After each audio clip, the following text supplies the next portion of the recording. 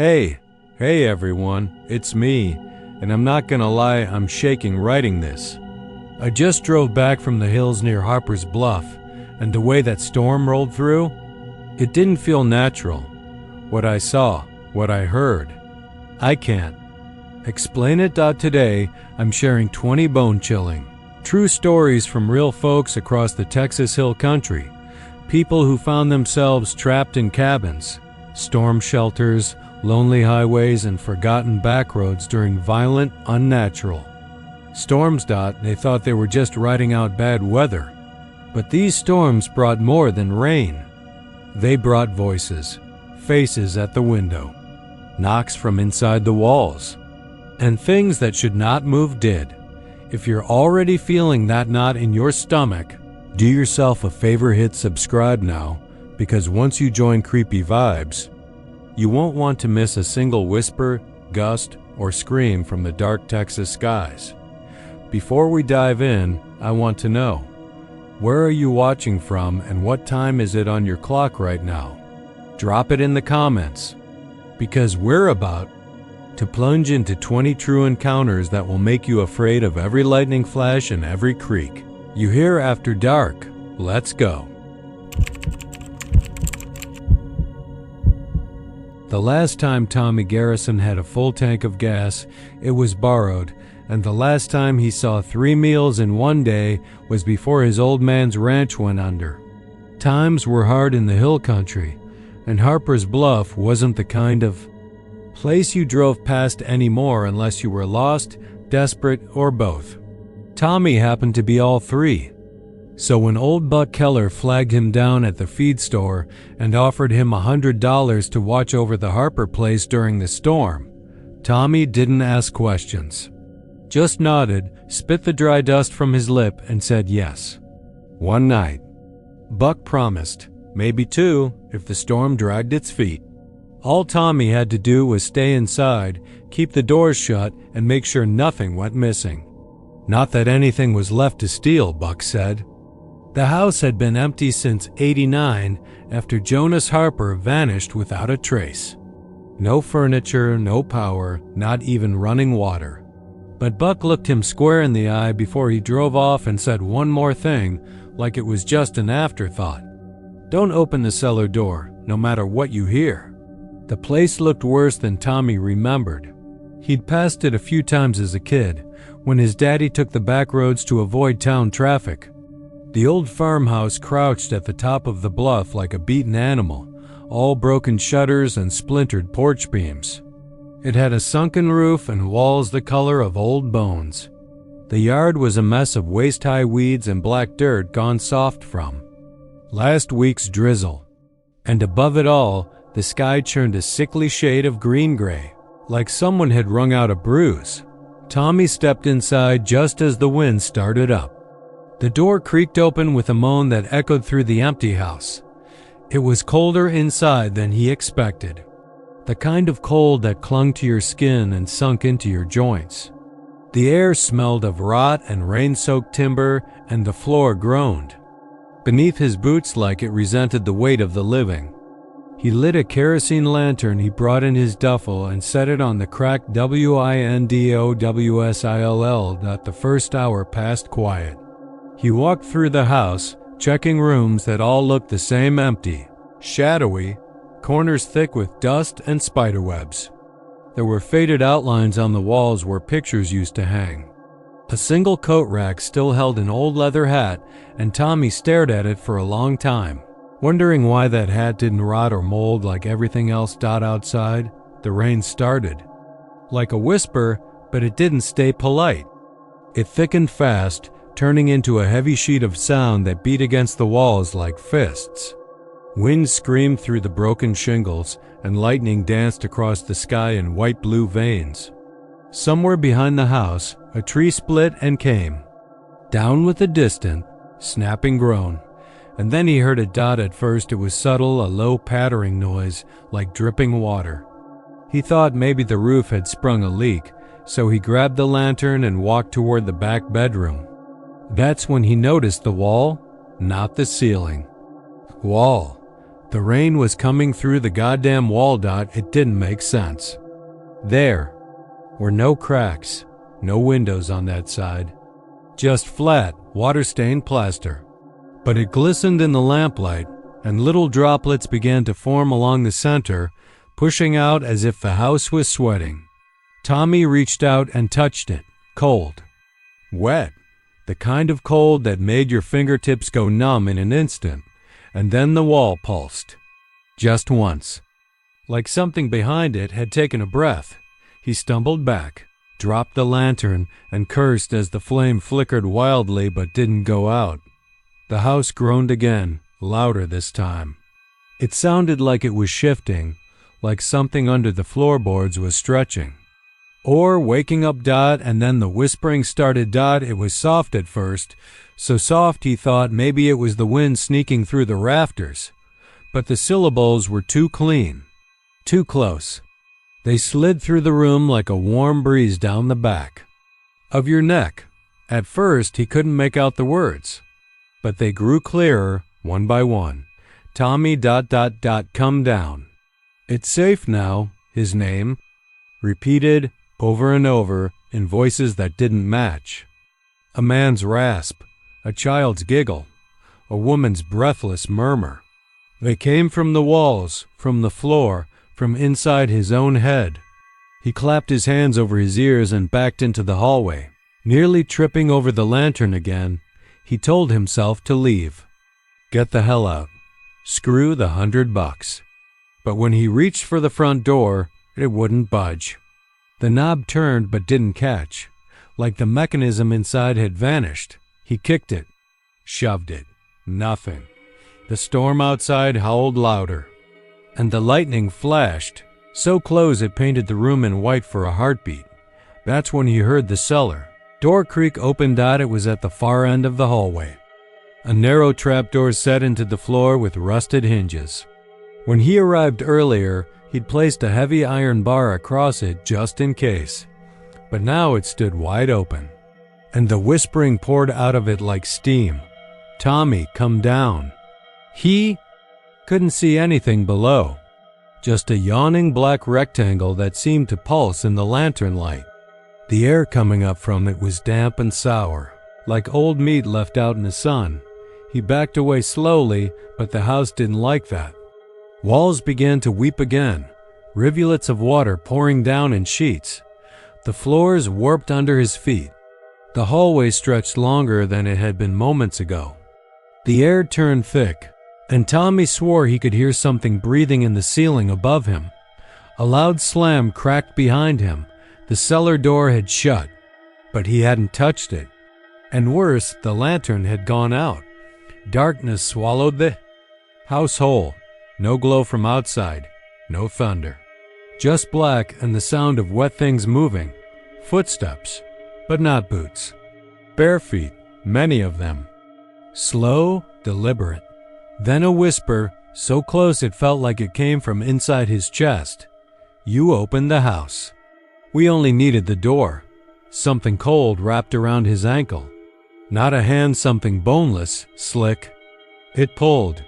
He screamed and kicked, but there was no give. The floor rippled beneath him like water, and suddenly the rain wasn't outside anymore. It was everywhere. Inside the house. Inside him. The last thing he saw before the black took him was the hat on the coat rack falling to the ground, soaked, flattened, as if someone had worn it for the last time. By the time the storm cleared and Buck came back up the bluff, the house looked the same, still broken, still empty. Except now, the cellar door was missing entirely, like it had never been. There, and the walls? They were bone dry. They say the hill country has a strange way of holding on to certain things, storms, secrets, grief.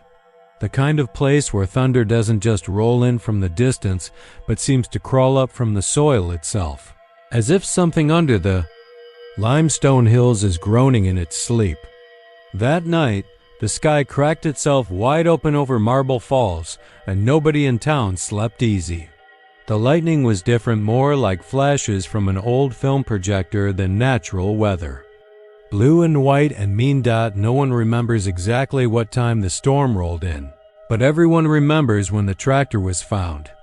The boy Eli Warren had just turned 17 2 weeks before. Lanky, always wore a faded tap backwards, worked evenings on his uncle's ranch. It wasn't unusual for Eli to be out late, especially during calving season, but it was unusual for him not to answer his radio or his phone or come back at all. His uncle Curtis was the one who found the tractor, still humming, lights on, rainwater dripping from the wheel guards, sitting in the far corner of the west pasture like it had just parked itself. No Eli in the seat, no footprints leading away, just a churn of tire tracks deep and grooved into the mud doing slow circles around the house, the barn, the tool shed, and the empty cattle pens. Again and again, for hours, it looked like. The sheriff's estimate was somewhere around 37 full loops, some overlapping, some veering off near the chicken coop before coming back around. Curtis swore the ignition key hadn't even been turned off. Was like he just stepped off it, he told the deputy, staring out at the trembling blades of Johnson grass bending under the wind. Stepped off it mid-move. They called in search teams, dogs, drones.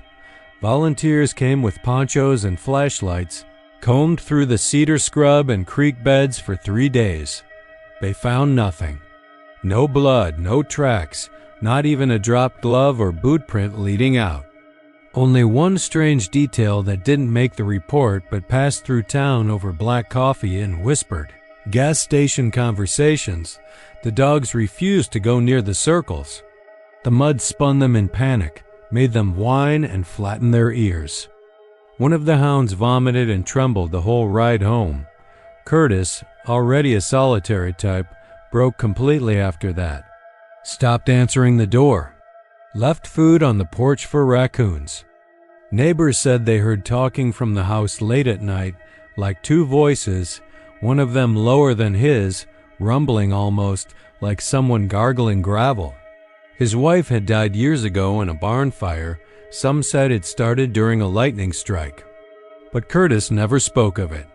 The tractor remained where they'd found it, only now with a blue tarp over the seat like a shroud. The sheriff asked once about moving it. Curtis told him no. Told him it still ran sometimes when the wind picked up. And no one pushed it after that. A month passed, then another. The land dried up from summer heat. The mud baked hard with cracks like spider webs. The tire marks stayed. Every curve of the circles preserved in the dust. When you looked at them, from the old windmill tower near the barn, they didn't look like random loops anymore. They looked like something else. Not letters exactly, not shapes you could define, but a pattern, repeating, like the way stars show up in old constellation books. A message, maybe. Something written for someone who knew how to read it. Eli's best friend Mason couldn't let it go. The night of the storm, they'd been texting. Mostly jokes and videos until 9:47 p.m. when Eli sent 3 words. "It's behind me." Mason thought it was just a prank. He'd replied with a laughing emoji. Then silence. 3 weeks later, Mason drove out to the Warren place. Late too, against his better judgment. He brought Eli's old hoodie with him, had taken it from the locker in the ag building at school. Said he was going to leave it on the porch, some kind of closure. But he never made it to the steps. Curtis met him in the driveway, barefoot, shirtless, mud up to his knees. He looked like he hadn't slept in days. He asked Mason if he'd ever seen the lightning blink. Not flash, blink, like a signal. Then he pointed toward the west field. The tractor was running again. Mason took a photo, just one, because the battery dropped dead right after. In it, you can see Curtis's shadow and the tractor lights glowing faint in the mist. You can also see, just barely, the shape behind the tractor. like someone hunched over, watching. But no one was there when Mason turned to look. After that night, Mason changed. Stopped coming to school. Deleted his socials. Refused to speak about what he'd seen. His father found a notebook in his room pages filled with circles. Overlapping. Dozens, maybe hundreds. All drawn in black pen until the paper tore. Then he vanished. Dad, his truck was found parked behind the feed store. Doors locked. Engine cold. One boot print in the dust beside the driver's side. Only one. The sheriff's department noted the same pattern again, circles in the dirt lot. Not tire marks this time, but like something dragged itself in wide loops. The notebook was open on the seat, and on the last page, scrawled in thick ink, were the same 3 words Eli had texted. "It's behind me." Curtis died not long after. Heart failure, they said, but the doctor looked spooked. Claimed he'd never seen pupils so dilated in a dead man, like he'd seen something he couldn't comprehend. The official report never mentioned the state of the house, windows broken, walls clawed from the inside. One deputy who went in refused to go back, said the mirrors all showed different reflections, ones with too many people in them. The tractor remains. Locals say it still starts some nights, even without a key. Runs for hours, then stops before dawn. And every time, the circles come back. Sometimes in the pasture, sometimes around the old cemetery, once even along the road outside town. Always. Perfect. Always silent. Always as if something is pacing, waiting. No one goes out there now. The new owners of the land tried to move the tractor once, brought in a flatbed and a crew from Llano. They managed to load it. Got halfway to the gate before the flatbed jackknifed and flipped in a dry ditch. The driver survived but never went back to work. Said he saw someone sitting in the tractor seat as it slid off. Not Eli, someone older, grinning. He said the eyes didn't blink, even in the sunlight. When the rain came that evening, it didn't come soft or slow like it usually did in the Texas Panhandle. It came screaming sideways, riding a freight train of wind that rattled every inch of the trailer and pushed the trees around like angry drunks. The sky had gone from blue to sickly green by dinner time, and the television was nothing but static and weather warnings. Mom had left an hour before it started, just after the first drops kissed the tin roof. She'd been called into a double shift at the nursing home in Vernon, said she'd be back by sunrise if the roads held. She left chili on the stove and reminded me, again, to keep the doors locked. I was 11 then, old enough to stay alone, or so she thought. The rain had a rhythm to it when it hit the roof metal on metal, like 1,000 fingers tapping at once. At first, I tried to distract myself with a comic book, lying belly down on the sofa, pretending I wasn't scared. I turned the TV back on even though it wasn't working, just to hear the hiss. The power flickered once, then held. The wind howled louder. Something outside knocked against the siding. I told myself it was just a branch or maybe the garden. Rake leaning against the back steps. Still, I went to the door and checked the lock again, top and bottom. When I returned to the couch, I noticed the comics weren't as interesting anymore. The storm had taken up all the space in my head. It was right around 9 when I first heard it. A scraping sound low and deliberate from under the floor. It wasn't a mouse or a raccoon. I'd heard both before. We had skunks sometimes too. And I knew how they moved. This was different. It scraped once, then stopped. Then again, longer this time, like fingernails dragging across the wooden beams under the trailer. I sat up. Didn't move toward it. Didn't call out. Just listened. The sound came again, closer to the center of the living room now, like it was following me. Then it said my name. Soft at first. Barely audible over the storm. Colby. It didn't sound like my mother or anyone I knew. It sounded wrong. like someone who'd learned to say my name from a recording and practiced it too many times. It was flat, stretched out, like it was being spoken through old, waterlogged wood. Colby. I jumped off the couch and turned on every light I could. The scraping stopped. So did the whisper. I stood there barefoot on the cold linoleum, heart beating in my throat, trying to decide if I'd imagined it. I even laughed a little, trying to be brave. "It's just the wind," I said out loud. My voice sounded stupid in the empty room, like it didn't belong to me, but I didn't go back to the couch. Instead, I sat at the kitchen table with my back to the wall, a butter knife clutched tight in my hand. I knew it wouldn't help, but it was all I had. The storm raged on outside, harder now, shaking the walls, flickering the lights like they were dancing to the lightning. I kept staring at the floor, waiting to hear it again, and then it came. Faster this time. A scuttling, like dozens of legs scrambling over the beams, like centipedes the size of dogs. I could feel it now, whatever it was. Not just under the house, but beneath it, deeper, as if something had made a space there for itself, dug in and waited for storms to cover its sounds. Something old and clever. Colby. My name again, but clearer now, more confident. It knew I was listening. And worse, it was moving toward the vent near the fridge. I could hear the grating sound of claws or maybe bones. Scraping against the underside of the metal duct. I dropped the butter knife and ran, not out the front door. I wasn't stupid. I knew better than to go out in that kind of weather. Instead, I dove into Mom's room and locked the door behind me. She kept a flashlight in the nightstand and I grabbed it with shaking hands, then huddled under her quilt like that could keep anything out. I kept the light pointed at the floor. The whispering started again a few minutes later, but not from under the house. It was coming from inside the air vent. I could hear the soft rattle of breath, like someone testing the edges of the grate, trying to loosen it.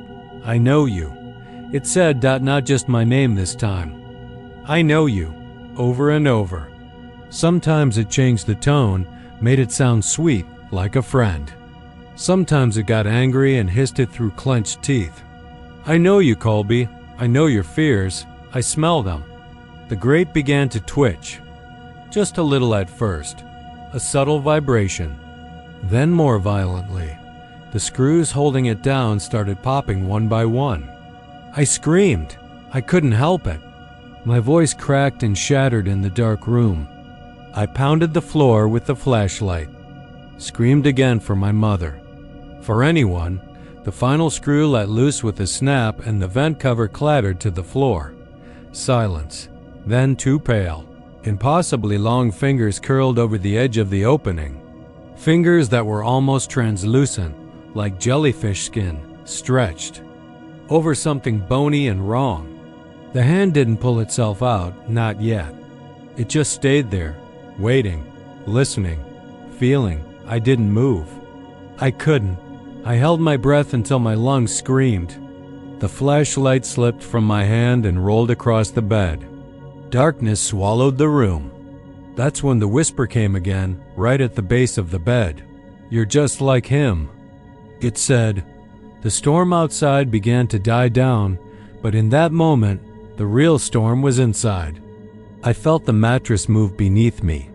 Just a tremor, like something brushing against the frame from below.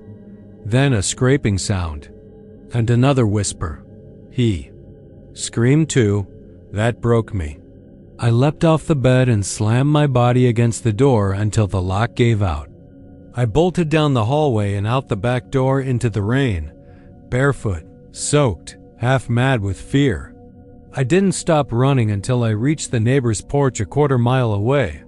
I banged on their door until Mr. Hicks opened it in his boxers. And a shotgun. They didn't believe me at first. Who would? But when he came back to check the trailer, the grate in my mother's room was gone. Not open, gone. Like something had pulled it downward, metal and all, and chewed through the ductwork. The floor beneath her bed had buckled inward, like something had dug a tunnel and then collapsed it on the way out. No raccoon could do that. They called my mom. She came back home and cried when she saw what was left. She thought someone had broken in. A man, maybe. A meth head or a drifter. But nothing was stolen. Just the floor torn up and the strange smell of wet stone and old iron. In the air. We didn't stay in the trailer after that. We moved to Wichita Falls to live with my aunt. I had trouble sleeping for months. Still do sometimes. Especially during storms. Especially when the wind is high and the lights flicker. Because even now, I still hear it sometimes. In my dreams. In the space between thunderclaps. A voice, smooth. And low and cold as mud. I know you, Colby. I never left. And I believe it. Because some nights, when I wake up and stare at the floor vent near my bed, I swear I can see it breathing. They'd left the reception just past midnight. The 2-lane road outside Marble Falls slick from earlier rain. The wedding had been a small 1-cow pasture venue. String lights wrapped around cedar posts, barbecue smoke still lingering in their clothes. Janie was in the passenger seat, barefoot, heels long forgotten in the back seat. Clay drove, one hand on the wheel, the other holding hers across the console. The night was quiet, too quiet. They didn't have the radio on. No hum of insects. Just the whisper of tires against wet asphalt and the soft metallic whine of the old Chevy's engine struggling up the hills. The storm didn't roll in like most hill country storms did. No thunder in the distance, no gradual buildup, just light. A blinding violet light that split the sky like a knife. It came with no warning, a crack so loud it made Janie scream and clutch at her chest. The truck jerked to the right. Clay cursed and fought the wheel, managing to keep them on the road. But it wasn't over. The light didn't vanish like lightning usually did. It lingered. A solid white-purple rip in the sky, stretching from one horizon to the other like someone had torn through the firmament. Clay slowed the truck. You seeing that? Janie nodded slowly. It looks like a scar, like something opened up. The light cast everything in a wrong kind of glow. Not just bright, but sickly. Things looked flat. Colors were off. The grass on the roadside gleamed silver blue. The trees flickered like they were underwater. Janie rolled down her window. Number. Whined. No crickets. The world had gone still. That's when they saw him, maybe 50 yards ahead. Just standing in the middle of the road, not moving, not waving for help. Just there, arms at his sides, head slightly cocked. Clay hit the brakes. The figure didn't flinch. The headlights fell over him, but the beams didn't behave right. Instead of illuminating, they bent around him, made his outline shimmer. He wore something tattered and dark, something hanging off him like it had been soaked and dried 100 times. His skin was the same strange tone the sky had become lit from the wrong place. But it was the face that did it. That ended all sense. Of safety. He was smiling, not a happy smile. Not a desperate one either. It was an expectant grin. Like he knew them, like he'd been waiting, teeth black as tar. Lips cracked. His eyes were just empty sockets, filled with a glowing mist. Jesus, Clay whispered, voice breaking. What? The hell is that? Don't stop, Janie said. Her voice was flat, calm, but with a rising panic buried underneath. Don't stop. Drive around him. Clay inched forward. The figure remained still. Janie reached to roll up her window, but it jammed halfway. The air that came through smelled scorched, like hot plastic and ozone. Like something had shorted out deep underground. As they crept forward, the man tilted his head to the other side just a little. Just enough. Like he was studying them. Then he moved, not walked. Not ran. He shifted. In one blink. He was 5 feet closer. Clay hit the gas. The truck lurched forward with a whine, kicking up water from the roadside. Janie let out a yelp as they passed where the figure should have been, but he wasn't in the road anymore. He was gone. Clay didn't stop, didn't slow, just drove, fast, faster than the curves of those country roads allowed. Janie kept glancing behind them, into the dark road swallowed up by the sky's unnatural glow. But they weren't alone. Something ran alongside the truck. Just out of sight, they didn't see it. Not exactly, but they heard it, pacing them. Something heavy, something fast, a rhythm to it. A metallic scraping sound like claws dragging along the truck's undercarriage. The smell grew worse, stronger, like burnt insulation and wet ash. Then the dashboard lights died. The headlights blinked out. The engine coughed. Clay screamed and slammed the brakes as the truck skidded across the slick road and came to a violent stop in the gravel shoulder. Everything was black. No stars. No moon. Just the pulsing rip in the sky, a slow strobe of white and violet above them. It didn't provide comfort. It felt like being under a cracked dome, like something was looking through it. Janie was crying now, softly. She'd pulled her legs up into the seat, clutching them like a scared child. Clay tried to turn the key, but nothing happened. No click. No power. Then the radio turned on by itself. A low buzz at first, then static. Then a voice. It spoke her name. Not Janie, her full name. The one almost no one used anymore. It said it the way her grandmother used to when she was angry, drawn out. Stern, intimate. Then Clay's name, middle and all. Whispered like a lullaby. Then it laughed. A dry, gurgling noise. Not from the speakers anymore, but from behind the truck. Clay reached for the door lock. Too late. Something yanked Janie's. Door open, she screamed. Clay grabbed her arm. But there was something in between them now. Cold, wet, gripping her wrist with fingers too long, too many knuckles. She slipped from his grasp with a scream that cut off too quickly. Clay lunged across the seat, tried to follow, but it was like the night itself collapsed, inward. He fell face first onto wet ground. He was no longer in the truck. He was somewhere else. The air shimmered, like heat waves on asphalt. The trees looked melted, misshapen. The road was gone. The truck was gone. Janie was gone. He stood up, barefoot, clothes wet and steaming.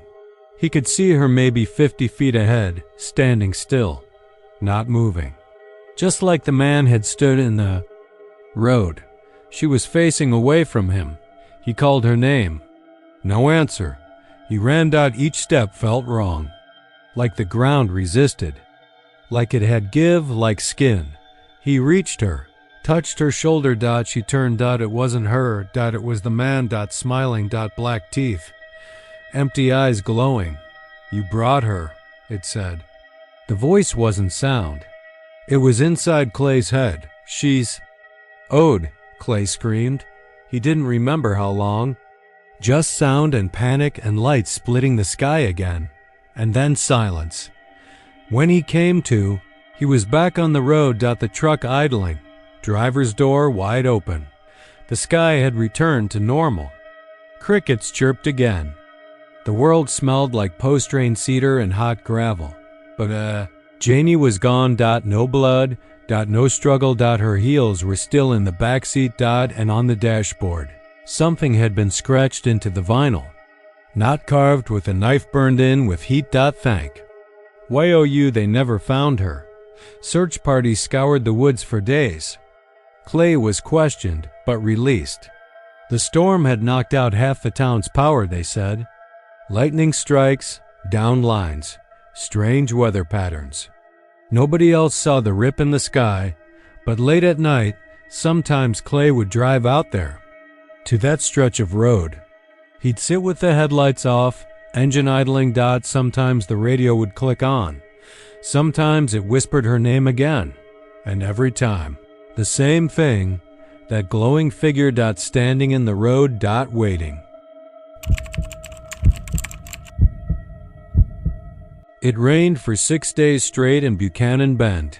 Not the gentle kind of rain that rolls off metal roofs and smells like wet earth, but the kind that hits hard and fast, turning the red dirt to soup and the air to soupier steam. The kind that crawls under your collar and between your toes and seeps into your bones.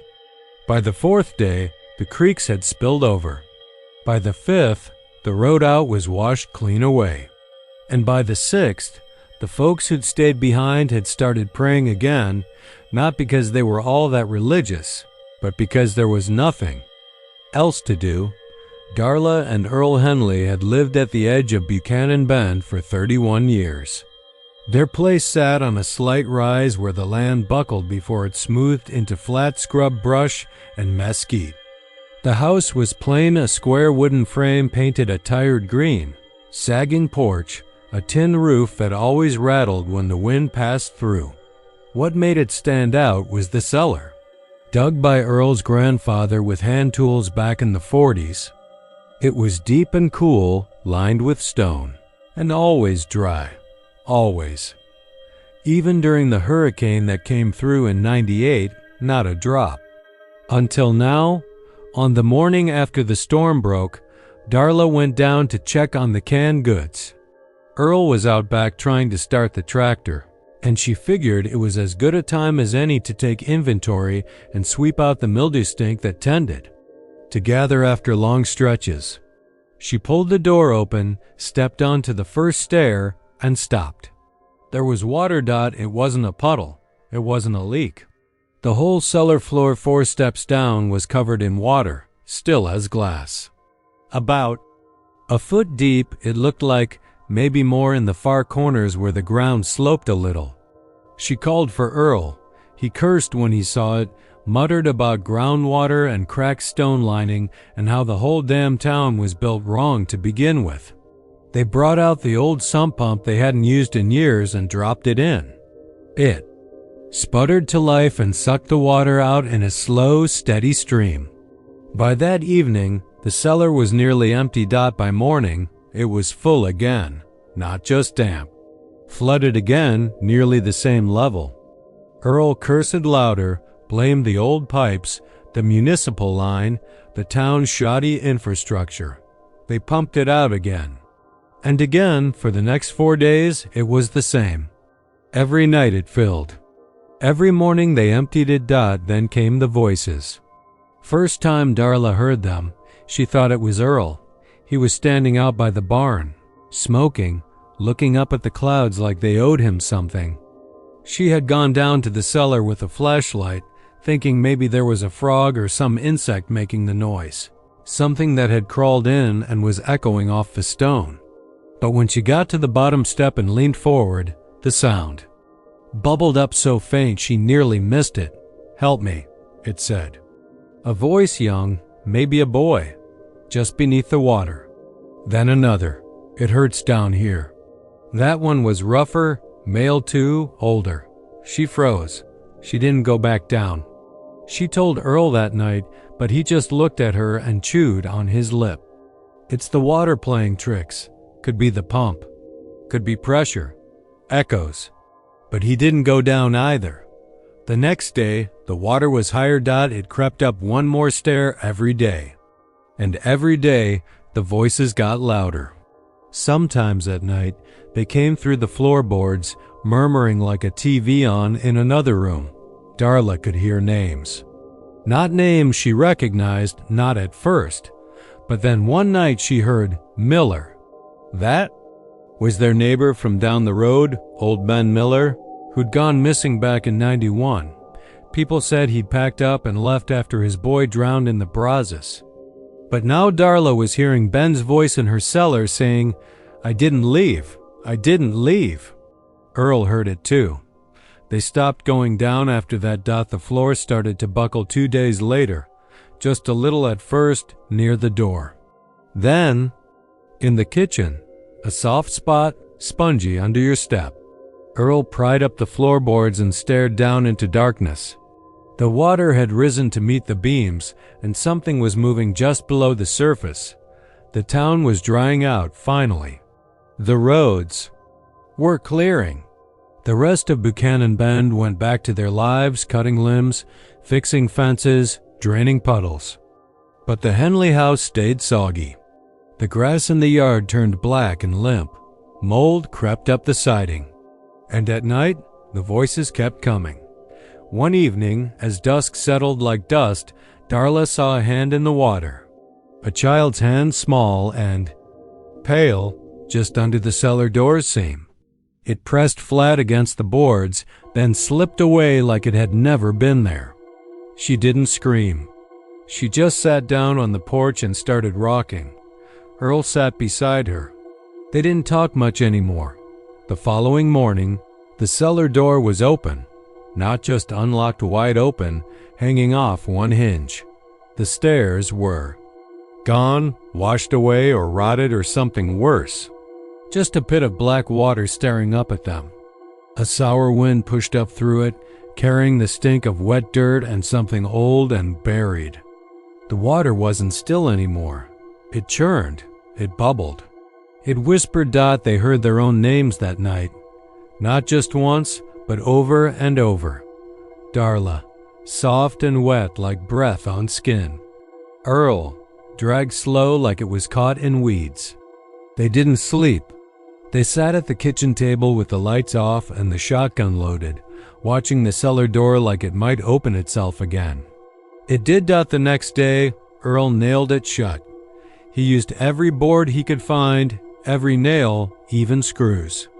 Bolted it. Closed. Moved the fridge on top. But at night, the sound of dripping came from inside the walls, and the voices didn't stop. They started coming from the bathroom drain, from under the sink, from inside the washing machine. "It's getting closer," Darla whispered Dot on the final night. The rain came again. Though no clouds showed in the sky, Dot, it was just rain, falling from nowhere. Inside the house. From the ceiling, the walls. Cold water running down the stairs. Pooling on the floor. The voices were loud now. Dozens of them. Crying, laughing, some screaming. Some sounded like children. One sounded like Darla's mother, who'd been dead 10 years. Then the cellar door burst open. The boards snapped like toothpicks. The fridge tipped and slammed to the floor. Water gushed up like a geyser, spraying the ceiling, flooding the house in seconds. Earl screamed. Darla tried to run, but her legs wouldn't work. They both slipped into the water as it rose to the windows. By morning, the house was quiet. No flood. No mess, just damp floors and a faint scent of mildew. A sheriff's deputy came by around noon. The mailman had noticed the porch light still on in daylight. The front door creaked open when he knocked. The house was empty. No sign of Earl or Darla. No sign of struggle either. Just a thin layer of water in the cellar, still as glass. Cold as the grave. And sometimes, if you stand at the edge and listen close, you can still hear their voices, calling up through the water, whispering your name. The wind had started moaning low and mean around 4 in the afternoon, long before the warning even lit up our phones. I was out near the back fence on my grandfather's old property, just outside Llano, checking the post line where the ground had started to buckle again from all the summer heat. Dust had caked the air thick like flour and turned the light orange. The oaks stood stiff and twitching in the breeze like they knew what was coming.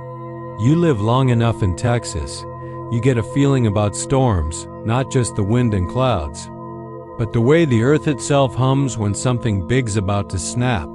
I hadn't been out there in years. Not since Pop died in 2007 and left the place to my dad, who had no interest in anything but selling it off to a developer who never followed through. I only came back after the divorce, when the house in San Marcos went up in a fire sale, and I had nowhere else to go. The main house was a mess, raccoons in the attic, plumbing shot to hell, but it still stood. and I figured I could fix it up enough to make it livable through the fall. The storm warning started chirping on the emergency. Band around 5, straight line winds, possible twisters. Headed right for us. I didn't like the look of the sky clouds curling in on themselves like black smoke being sucked down a drain, but I didn't panic.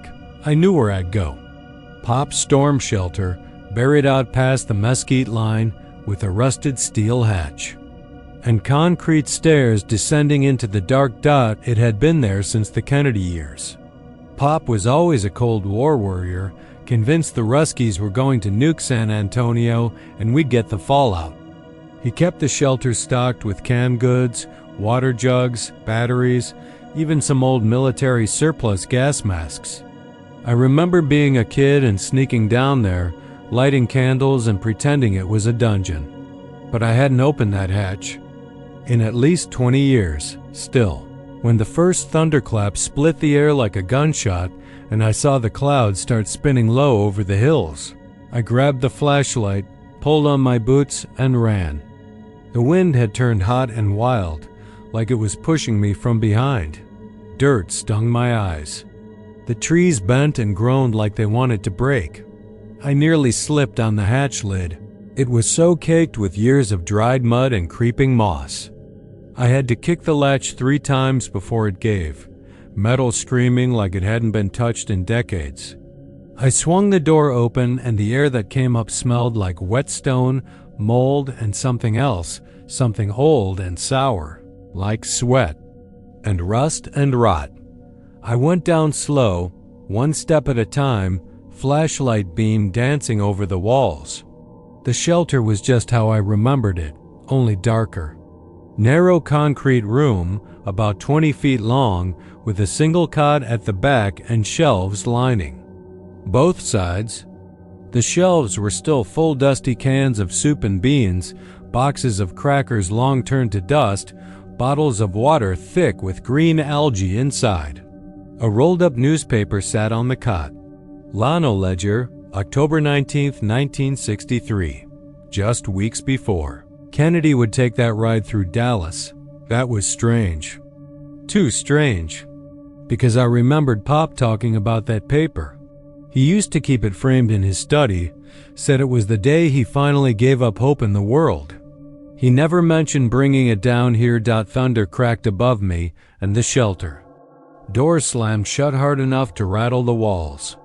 I jumped, cursed, and turned to go open it again, but then I heard something that stopped me cold. Breathing. Not mine. Deeper, slower, coming from the far end of the shelter, beyond the cot, in the shadow where the shelves ended. I froze. The light flickered. I told myself it was the wind echoing down the hatch, maybe some animal that had made a den down here. But then came another sound, bare feet dragging against concrete, and a voice. Low, hoarse whispering, "You came back." I turned the flashlight toward the sound. For a second, I saw nothing. Then movement. A shape in the corner, huddled and too still. Then it shifted and I saw eyes.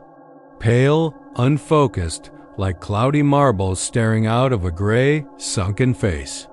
The figure stood slowly, creaking like wood under pressure. It was a man, or had been, dressed in old brown slacks and a button-down shirt yellowed with time. His skin looked like paper. His hair was sparse white. His lips peeled back when he smiled. "You came back," he said again, and this time others began to move, from behind the shelves, from under the cot, from the crawl space at the far end I never knew was there. Faces, dozens of them. Men, women. Eyes staring, blank and milky. Some still wore 60s dresses and suits, torn and covered in dust. One held a Bible in both hands, clutched to her chest like a child would a teddy bear. Another's mouth worked silently, over and over, like she was chewing air. And they kept whispering, "You came back." The man who'd spoken stepped forward, dragging one foot as if it was broken. I backed up until I hit the hatch ladder. I tried to climb, but the hatch wouldn't budge. It felt like 1,000 pounds had settled on top of it. Who? Who are? You? I asked, the words dry and cracked in my throat. The man tilted his head. We stayed. He said the world ended, that it wasn't safe no more, so we stayed. And that's when I realized Pop hadn't just built this shelter for emergencies. He'd used it, not just alone. I remembered now snippets of stories. Names he mentioned, friends from church who moved away, neighbors who left town, but they didn't leave. He brought them here, hid them, kept them, lied to them, and somehow they were still here. The air grew heavy, wet, the flashlight dimmed. One of the figures reached out a hand-long fingers with nails like claws. Another began to sing, a lullaby I'd heard Pop hum when I was a kid. Go to sleep, little baby. The wind's blowing wild, I screamed. I clawed at the hatch. I threw my body against it, again and again. I heard them getting closer. Soft steps, murmurs, the smell of decay. Of old sweat and mildew and something far worse, something that hadn't seen sunlight since 1963. Then the light vanished. I must have blacked out, because I woke up to sunlight burning through the cracked hatch lid and rain tapping on the earth. I scrambled out, skin raw, shirt torn. My flashlight lay broken at the base of the stairs. The shelter was silent behind me. I sealed it again. With bricks, with concrete. I burned the grass around it. But sometimes, on stormy nights, I swear I hear them, not screaming, not angry, just waiting, whispering that same phrase, you came, back. And I know I'll never outrun it, never forget that. I wasn't the first to step into that shelter, and I wasn't supposed to come back out. It rained hard that night, hard enough to bend the mesquite trees lining Highway 71 like old men in prayer. You couldn't see a damn thing through the windshield, just wipers slapping uselessly and the flicker of lightning so fast it left shadows stamped on your eyes. Garrett hadn't meant to be out that late. He'd left Austin too long after sundown, convinced he could beat the storm back to Llano, but the road had its own ideas, and the rain came down in sheets like someone was pouring. The sky out of a bucket. Garrett was a mechanic. Mid-40s, divorced, with a left knee that clicked when he stepped on it wrong and a stubborn streak that refused to let him admit when he was lost. He knew these roads like the lines in his palm, but that night, something wasn't right. Somewhere past Spicewood, his GPS flickered out.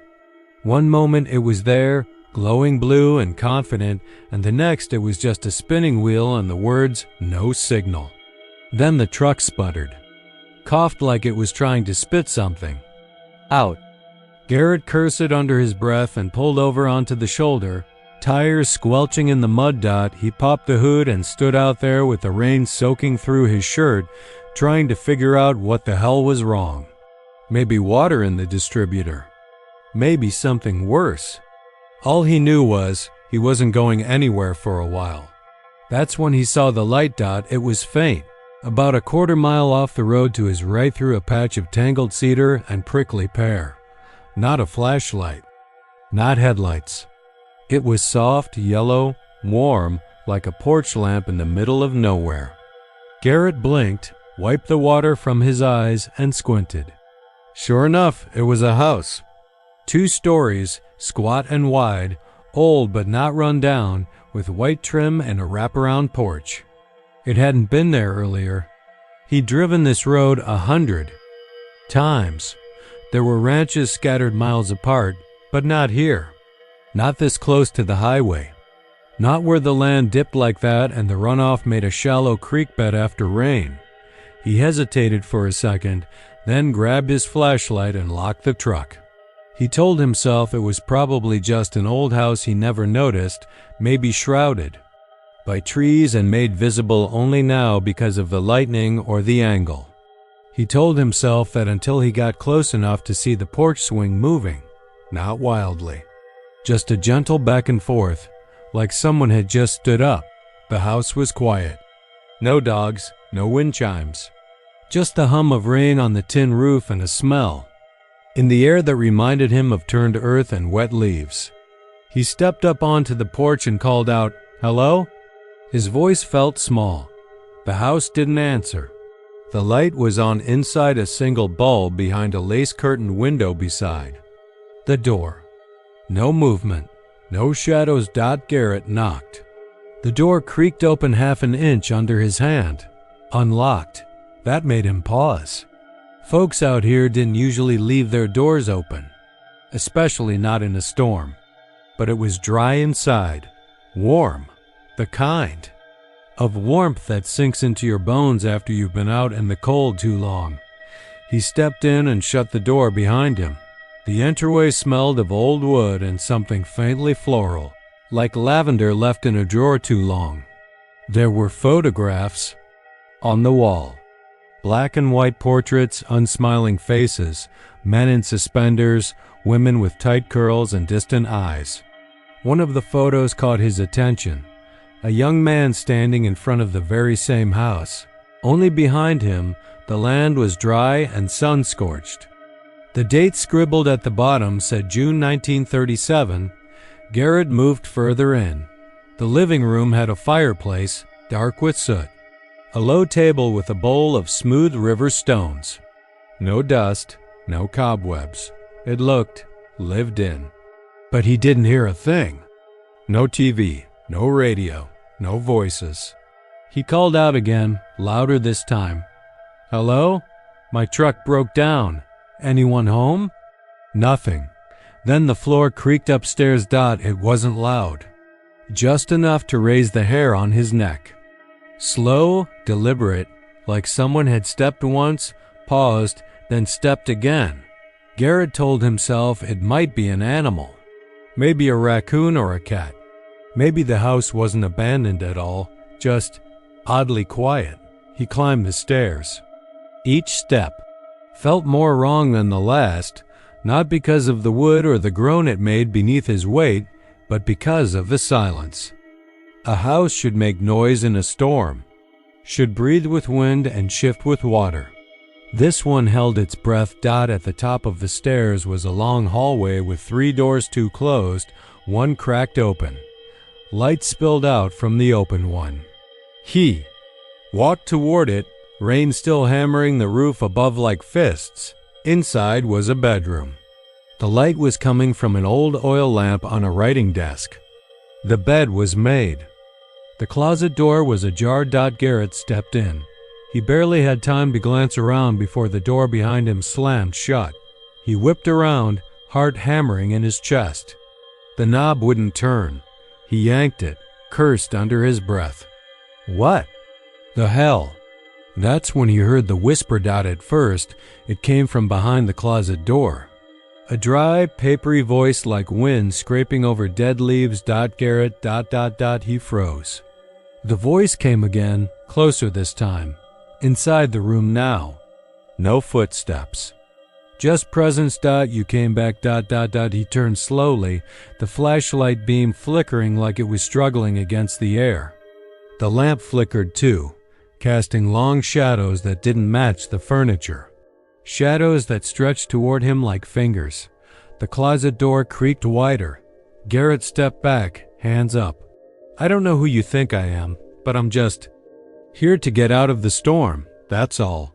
But the air had shifted.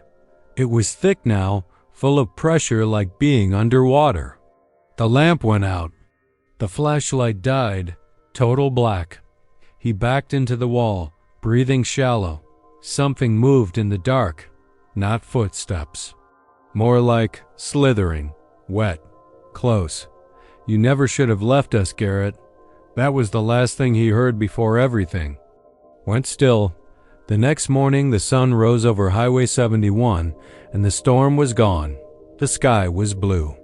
Birds sang. A few folks passed by Garrett's truck on the shoulder and figured he'd gone to get help. No one noticed anything unusual. No house, no porch light. Just cedar trees and a dry patch where the rain hadn't pooled. They found the truck still. Locked, keys on the seat, No footprints in the mud. Weeks passed. Then months. Garrett's name made it into the local paper, then faded from memory like all the others who'd vanished on lonely Texas roads. But the next time it rained, really rained, like heaven had cracked open and spilled out someone. Swore they saw a light off Highway 71, just past the bend. Looked like a porch lamp, glowing soft and yellow. And someone else said they saw a man standing on that porch, just barely visible through the downpour. He looked familiar, like someone. From town, but older now, thinner. His eyes didn't blink. His mouth didn't smile. And when the lightning flashed, the house behind him was full of faces, watching, waiting. The road washed out that night, so no one could get close. But those who know, those who listen to the whispers during the storm, they say the house on Highway 71 only appears when it rains. And every time, someone else disappears, only to show up behind that curtain of water, staring out with eyes that no longer remember the sun. The last time I saw my sister was the night the river spilled its banks and took the lowlands in a rush of brown water, dragging tree limbs, fence posts, and a whole section of Route 16 with it. She was barefoot and mad at me, standing on the back porch of our little house off Maverick Road, soaked through and yelling that she was going down to the old dam to watch the water rise. It was stupid. It was reckless. But she was 16 and angry and looking for a reason to get away from me, from Mom's old house, from the world. That night the air felt wrong. Not just heavy or damp, though it was but charged like something bigger than weather was coming. The lightning didn't flash so much as tear through the sky in long, slow arcs, and the thunder shook the ground like it was hollow underneath. I remember standing at the screen door watching her disappear into the curtain of rain, her black hair plastered to her back, her shoulders squared with that same hard pride that had gotten her suspended twice and grounded nearly every weekend. I should have gone after her. I should have dragged her back inside, but I didn't. They searched for 2 days before they stopped calling it a rescue and started calling it a recovery. Dogs, boats, volunteers. They found her hoodie snagged in some barbed wire where the old cattle path crossed the ravine, and that was it. No body, no shoes. No sign of her in the wide, muddy sweep that used to be the Frio River.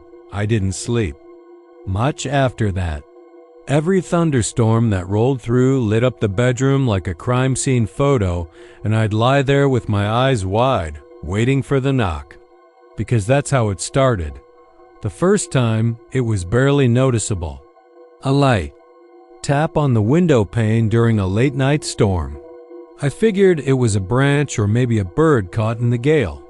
But the second time it happened, 3 sharp knocks timed exactly with the lightning, it made my chest seize up. I got out of bed, crossed the room barefoot, and pulled back the curtain. There was no one there. Just rain and darkness and the gnarled mesquite tree that had always stood in the backyard like it was waiting for something. But the knocks kept coming. Always during a storm. Always in rhythm with the lightning. 1 knock per bolt. A few nights later, I counted 7. And I swear on my life, the 7th one rattled the glass hard enough to make me jump back. I looked outside again. This time, the tree looked closer. Maybe it was my imagination. Maybe the lightning played tricks on my eyes. I didn't tell anyone. Not Mom, she was halfway to drunk most nights by then. Not Dad, he hadn't called since the funeral that never happened. And certainly not the sheriff. What would I say? That I thought my dead sister was tapping on my window to the beat of a thunderstorm? But I knew it was her. I knew it the way. You know, a song in your bones or a smell that drags you backward in time. It was the kind of knowing that doesn't come with proof. It just is. The 7th storm brought more than knocks. That night, I'd fallen asleep at my desk trying to read for a class I didn't care about. When the storm rolled in, I woke to the crack of thunder so loud it felt like the roof was coming. Down. Then the knocks started soft, like always, building with each strike. 4, 5, 6. On the 7th knock, the light flickered and the air turned cold. So cold my breath fogged, I turned slowly. The window was open. I never opened that window. It's stuck in the frame, painted shut years ago by Mom when she tried to keep the summer wasps out.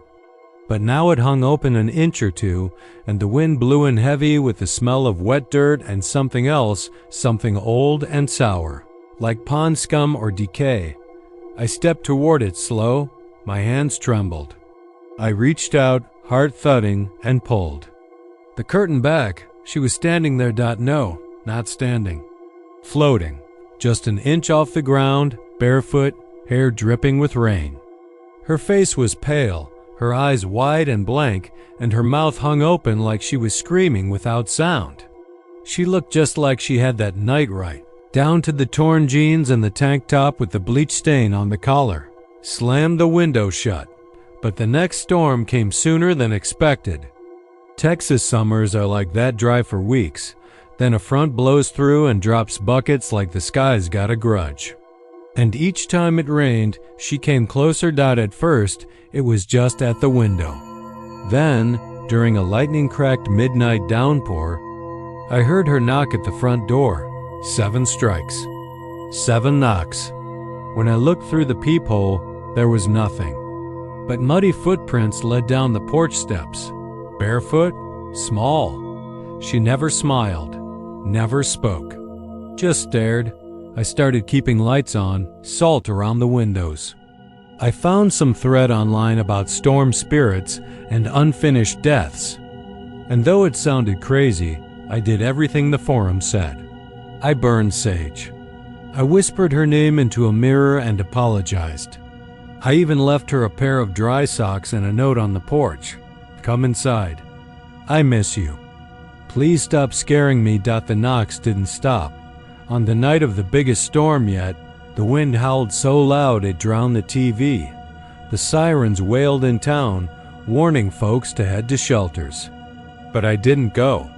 I stayed home, pacing, hands shaking, counting the time between lightning and thunder like I'd been taught in elementary school. She knocked 13 times that night, and on the 13th, the house went black. I lit candles. I tried the phone, but the lines were dead. Outside, the rain looked like it was falling sideways, hammering against the walls like fists. And then I heard her, not knocking. Calling. From inside the house. She whispered my name. I spun around, searching the corners, checking doors, checking closets. The air was colder than it should have been, and every mirror in the house had fogged up like someone was breathing on them. I ran to my bedroom and locked the door, and then the knocking started again. But this time, it was inside the room, not the window. The closet. 7 knocks. Then silence. I backed into the corner, eyes locked on the closet door, heart hammering so loud I thought it might drown out everything else. And then I heard her voice, muffled, wet, gurgling. You left me. I couldn't move. I couldn't breathe. The door creaked open an inch. Darkness inside. No shape. No face. Just the whisper of her voice again. Come with me. I don't remember much after that. I woke up at dawn, curled in the corner, every candle burned out. The closet door was shut. The window sealed. The house dry. I told Mom I wanted to move. Told her I needed to be anywhere but here. She shrugged. Said she couldn't afford it. I left anyway. But storms follow me now. No matter where I go in Texas, no matter how far I run, when the thunder starts and the lightning cracks, I hear her. She knocks once for every lightning strike, and I know she's still coming, closer, every time waiting for me to open the door. It started with the smell, not the thunder. Elias Miller woke up just before midnight, not to the rattle of rain on the tin roof of his double-wide, or the howling wind that always came sweeping across the plains south of Eden, Texas, but to the sour, metallic stink of something dead on the wind. It hit him like a slap through the screen door, the scent of rot and ozone, like a carcass sizzling on an electric fence. He sat up in bed, eyes bleary, his old dog Boone already growling low at the foot of the bed. Not barking, just growling.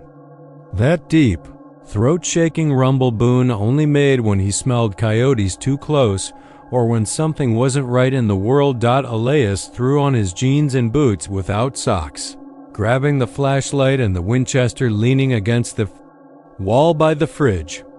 The storm was still half an hour out, lightning flickering over the horizon in white veins, silent for now, but crawling closer across the flat, dark fields.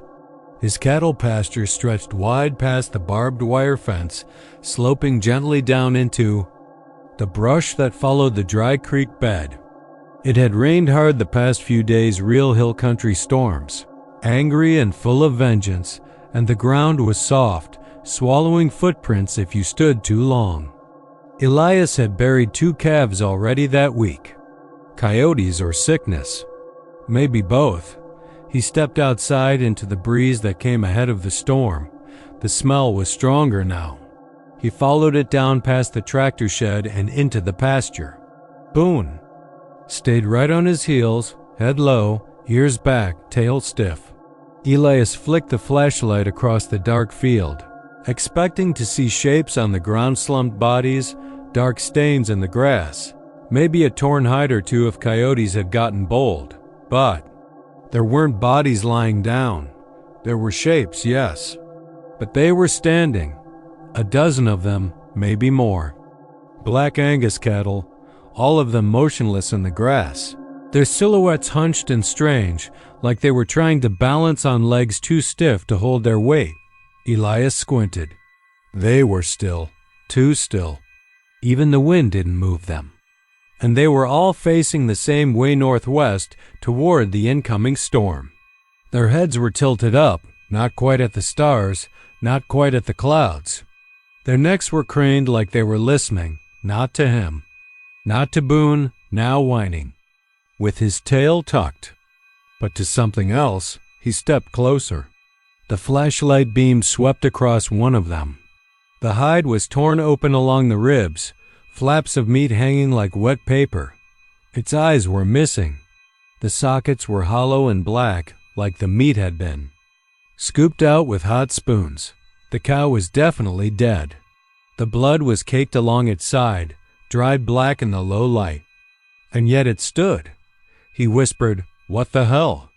and raised the beam to the next one.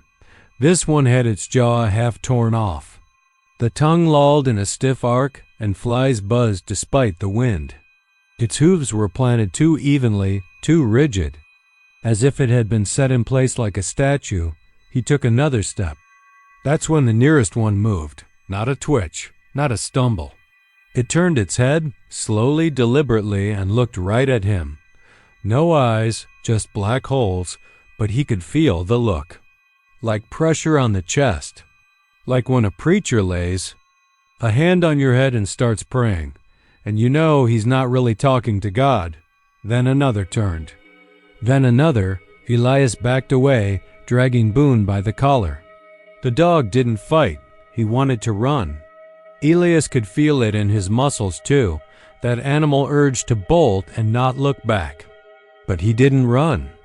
Not yet. He turned the flashlight off and watched the cattle in the dark. Their heads turned slowly, one by one, until all of them were facing him.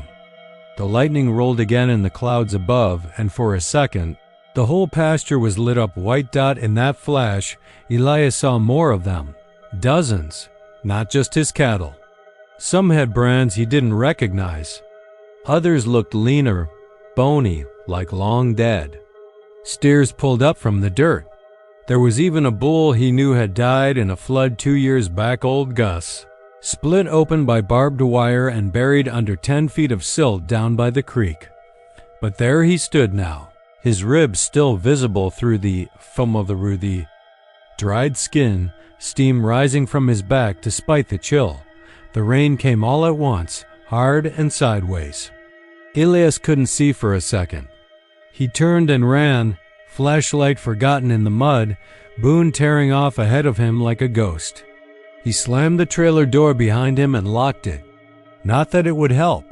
He sat in the dark, shotgun across his lap, listening to the rain thud against the windows like fists. Boone lay trembling beneath the table. And for a while that was it, until the hooves started. Not running. Not charging, just walking. Slow, dragging, wet sounds circling the trailer. The way the cattle sometimes did in the corral when they were uneasy. The porch creaked once, then again. Something brushed against the aluminum wall near the bedroom. A long, soft drag. He didn't sleep that by morning. The rain had stopped. The sky was blue again. Birds chirped in the mesquite. Elias stepped outside with the shotgun and Boone pressed to his side. The pasture was empty. Not a single cow in sight. No bodies, no tracks, no blood. Just the soft-turned mud and the faint scent of burned metal. He spent the day driving the property. Nothing. The cattle were gone. All of them dot by sunset. He found one thing out near the fence line where the pasture dropped into the creek bed. A dead cow. One of his. Laid flat in.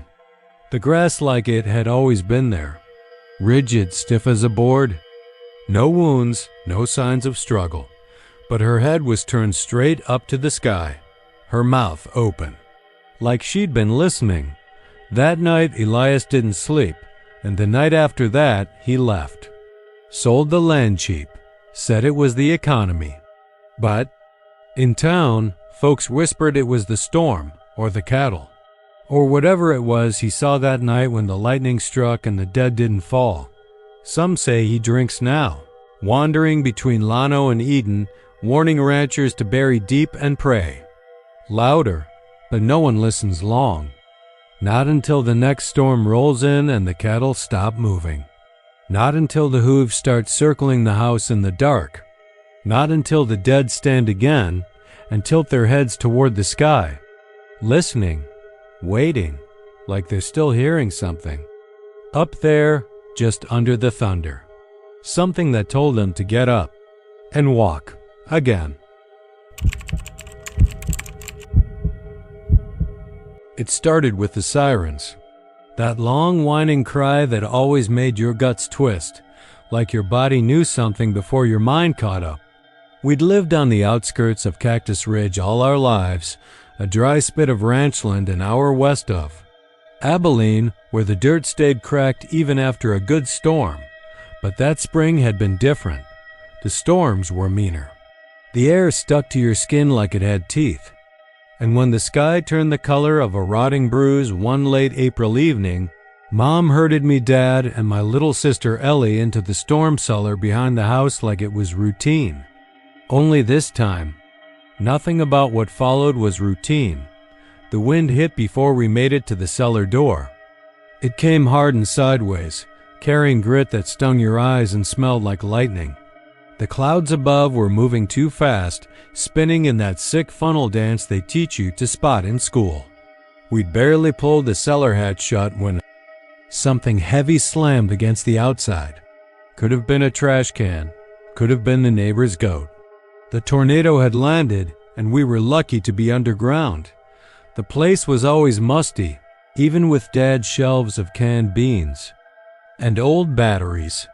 We sat huddled in the weak bulb light, listening to the howling above and the occasional thud of debris. But then the wind changed. Instead of screaming across the plains, it sounded like it was circling, almost pacing. Like something with weight and thought was walking across the land above our heads. Then the rain started dot, except it didn't sound.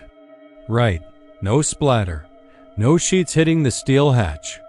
It was softer, almost delicate, like water trickling against gravity. I looked up at the vent in the corner and noticed the strangest thing. Water wasn't dripping in, it was sliding upward through the slats. Tiny rivulets, curling and swirling and floating up like reverse tears.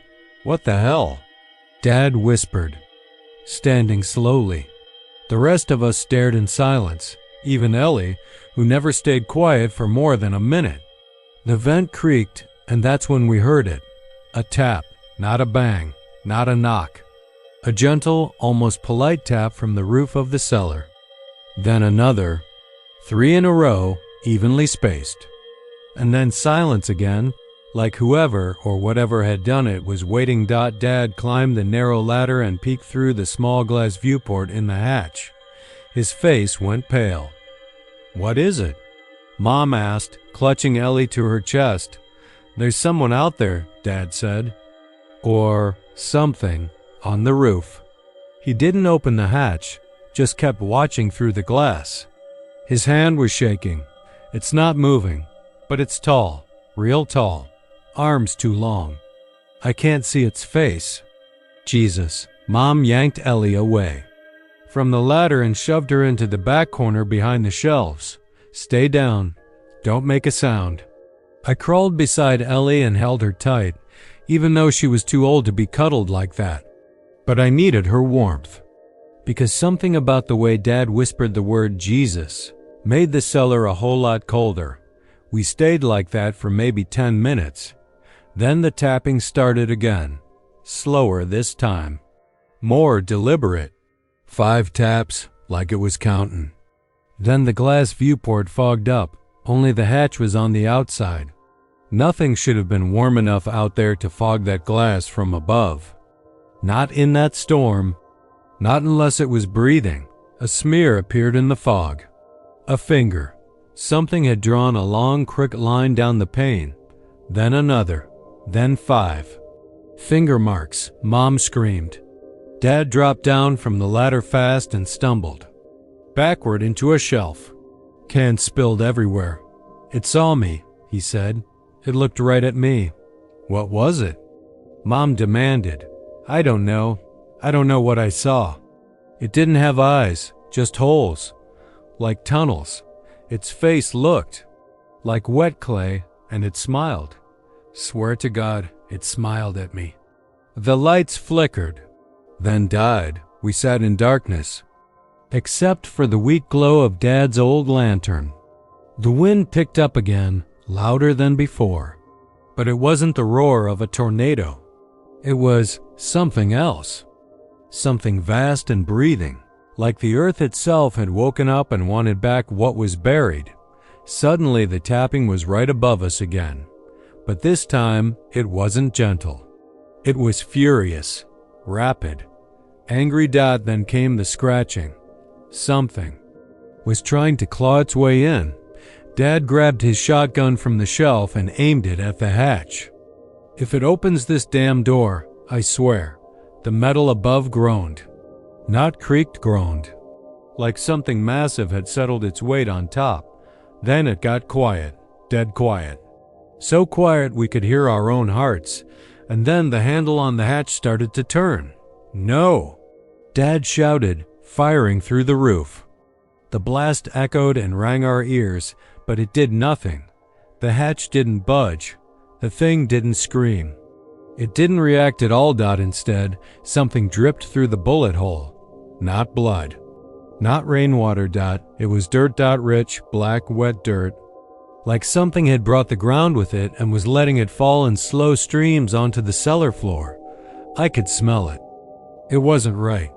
It smelled like graves. That's when Ellie said, "It's whispering my name." We all turned to her. She was pale, shaking. Tears ran down her cheeks. "It said it knows me. Sighed I was born during the last storm. It's been waiting." "No one's saying your name, baby," Mom whispered. But even she looked like she was lying. Ellie covered her ears and screamed. And I swear to God, I heard it too. A whisper from above. My sister's name, stretched out and breathy, like wind through a hollow bone. "Ellie." Dad pulled the ladder down. "We're leaving. I don't care what's up there." "Where?" "Running." He shoved open the hatch and climbed out into the storm. But there was no rain. The sky above was black, thick with rolling clouds that pulsed with violet light, but the ground was dry. No, not dry. The water was rising backwards up from puddles and pools and ditches, crawling up into the sky like the clouds were drinking from the earth. Trees bent the wrong way. Leaves floated upward. The wind pulled upward, and in the center of it all, maybe 30 feet from our cellar, stood the thing. It was over 7 feet tall, thin like it had been starved for a decade, arms hanging too low. Its face was a soft, wet thing like someone had sculpted it from mud and forgotten to finish. It had no eyes, just holes. Its mouth stretched far too wide, and its hands were open. Waiting. Dad fired. The shell hit it square in the chest. It didn't even flinch. Instead, it grinned, and then it pointed at the cellar. I felt something shift under my feet. The earth, the air, the very sky. Ellie screamed again. And then the ground beneath us cracked open, just a hairline at first, then wider. Wet fingers reached up from the dirt, gray and long and twitching. I grabbed Ellie and ran. Mom followed. Sobbing. When we climbed out of the cellar, the wind hit us like a wall. Everything above was rising. Cows, fencing, even the tractor. All floating toward the clouds like a reverse flood. The thing just watched us. As we ran. I turned back once. The creature was walking toward the cellar, slow and steady. Behind it, dozens of shapes crawled down from the clouds, long and gray. And human-shaped, but wrong. Upside-down faces, no legs. Just arms. We didn't stop running until we made it to the storm shelter at the fire station in town. No one believed us. The sheriff said a funnel touched down near our property and worked. Our memory said the cellar blew its seal and we'd hallucinated the rest, but they never found the house. Again, when the storm cleared and they went looking, Cactus Ridge was just gone, like it had been pulled up into the clouds. All that was left was a hole in the earth where the cellar had been, and the dirt around it? It was wet, even though it hadn't rained in 3 days. The storm rolled into Caddo Springs slow and heavy, dragging a belly full of thunder and a wind that rattled the old oak trees along Redbird Road like someone testing the locks on a coffin. It had been a dry summer till then, bone dry, with cracks in the dirt like dead veins and the air tasting of dust and burnt grass. Folks around town had started praying for rain again, like they used to back in the 70s before the wells. Got dug deeper and everybody forgot how to be humble. That night, August 17th, 2025, was the first time the town got what it asked for. I was at the diner when the lights blinked out. No warning, no flicker, just a snap and then dark. Rachel, the waitress, let out a little shriek, and the old man by the window, Mr. Hank Robb, who used to be mayor before the booze took most of his good sense, dropped his coffee cup and said something about her coming back. Nobody paid him any mind. He'd been saying weird things for years, most of them about the old schoolhouse on Watson's Ridge. That place had been shut down since '72. Some say it was a fire. Some say it was worse. The official record says unexplained electrical failure, but everybody knows that's just a polite way of saying don't ask. My dad was a freshman at Caddo High when it happened. He told me once, when he was real drunk and crying into the arm of the couch, that they found things in the boiler room no kid should have seen. Things that looked like they were still moving, even after they'd been dead a long time. He never told me what he meant, and I never asked again. What I do know is this: since '72, that schoolhouse has sat up there on the ridge like a damn tombstone. Windows boarded up, fence collapsed. Nobody goes near it, not even the high school kids who'd usually dare each other into just about anything.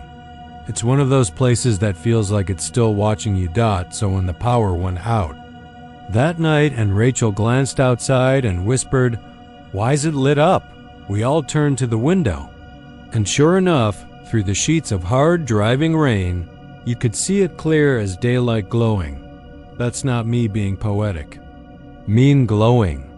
Every window in the schoolhouse was blazing with light, bright and yellow like an old film projector. And just as we were trying to understand how that could be when every house, every business, every damn traffic light in town was dead, someone screamed. Not just any scream. It wasn't from a person in pain or fear. It was the kind of scream that makes dogs howl and glass shake. A scream that sounded like it had been trapped underground for decades and had just found a way. Back up. It came from the direction of the schoolhouse. Everyone in the diner went still. Even Mr. Hank stopped muttering. I felt the hair rise on my arms and the back of my neck start to prickle. No one said it, but we were all thinking the same thing. The storm had knocked out power to the entire grid except there. And now it was screaming. I don't know why I stood up. Maybe it was the kind of dumb courage small towns breed into you. Or maybe something else. But I got in my truck and started driving. The closer I got to the schoolhouse, the stranger it became. My headlights would hit patches of road that looked wet, then dry, then wet again, as if the rain wasn't falling the same everywhere. My radio buzzed with static, and every so often I heard a voice cut through. Faint and clipped, like a school intercom playing back words from a tape that had been left in the sun too long. At the base of the hill, I stopped. The lights inside were still burning, though now they seemed dimmer, almost sickly, like the kind of glow you see in bug zappers. The rain wasn't touching the building. That was the part that made me start to sweat. It was pouring everywhere. Else but the schoolhouse sat dry, the rain breaking around it like an invisible dome. Then I saw someone in the second-floor window, a shadow behind the glass. It looked like a girl, long hair hanging, one hand pressed against the pane. I thought I saw her mouth something, but the distance and the rain made it hard to tell. I should have turned back. Every instinct in me screamed not to go closer. But I parked the truck, grabbed my flashlight, and started up the gravel path. The closer I got, the quieter the storm became. Not less intense, just ... quieter. Like the noise was being swallowed. I pushed the front door. It creaked open. Inside, it smelled like wet earth and mildew and something else. Something metallic. The halls were lit by flickering overhead lights that shouldn't have been working. The air was heavy, like it hadn't moved in years, and my footsteps echoed too loud on the old linoleum. I walked past classrooms. Each one looked just like it had in those black and white photos my dad kept in his yearbook. Desks bolted to the floor. Chalkboards smeared with half-erased lessons. Some still had drawings, crude stick figures, spelling words, math problems frozen in time. And in every room, the same thing. The desks were all facing the back wall, not the blackboard. I reached the auditorium. That's when I heard them. Footsteps. Overhead, fast, scattered. Like 100 kids running all at once, but too light to be adults. I craned my neck and saw dust sifting down from the ceiling tiles. Then came the laughter, children's laughter, not joyful, not innocent. The kind of laughter bullies make when they know you're trapped. I backed away. I don't remember turning around, but suddenly I was back in the hall. Lights were starting to flicker harder. The air grew colder. I heard another scream, louder. This time, and it came from the boiler room. I don't know what made me do it, curiosity, guilt, some kind of magnetic pull, but I went down there. Down into the bowels of that place, where the walls were damp and the smell was stronger, like rot in a sealed crypt. The boiler was running. I don't know how. It looked like it had rusted over 20 years ago, but it thumped and hissed like a heartbeat. And standing in front of it, just staring at the pipes, was that girl I saw in the window. She turned to face me. Her eyes were wrong, too dark, too wide, like they were filled with the storm itself. Her mouth moved, but no sound came out, and when she stepped forward, the lights above us went out, one by one, With every step she took, I ran. I don't remember the stairs. I just remember hitting the front doors so hard they flew open, slamming. Back against the walls. I stumbled into the rain, which now was falling over the building again, and it felt like waking up from a nightmare underwater. The lights in the schoolhouse shut off behind me. By the time I got to my truck, the storm was clearing. A patch of moonlight broke through the clouds. The schoolhouse looked dark again, empty, dead. I went back the next morning with Sheriff Rudd and a few others. Told them what I saw. They laughed at first, then humored me. We walked the halls. Nothing out of place. No footprints, no lights. No girl, but they found something in the boiler room. Something Rudd never wrote up. On the floor was an old attendance sheet, dated August 17, 1972. Every student's name was marked present except one. Her name was Eliza Grange. Age 12. She had disappeared the day of the school fire. They never found her body. Until that morning when they opened the boiler and found a small handprint burned into the rusted door. Still wet. Still warm. I moved out of Caddo Springs a week later. Never went back, but I still check the news when there's a storm out that way. And last August, there was another blackout. Power out all over town, except, of course, the schoolhouse. The forecast said isolated thunderstorms, maybe a few cells popping up over the hill country, but nothing severe. Still, something in the barometric pressure had me twitchy, like an itch behind the eyes. I'd chased storms for over a decade. Crisscrossed most of Texas with 3 cameras and a battered black Chevy that smelled like old coffee and static. There were nights the air just felt wrong, like the clouds knew your name. That Thursday outside Fredericksburg was one of those nights. I set up just off a narrow county road that curved past old cattle fencing and dipped into a mesquite-lined creek bed. The sky boiled a sick yellow, not dramatic yet, but ripe with promise. You get a feel for these things. The way the light dims before it should. The way the insects go quiet, like the earth is holding its breath. Around 6:37 p.m., I caught the first flickers on the edge of my Radar 1 lonely cell west of Kerrville, swelling like a bruise. The wind started pulling east, tugging at my sleeves.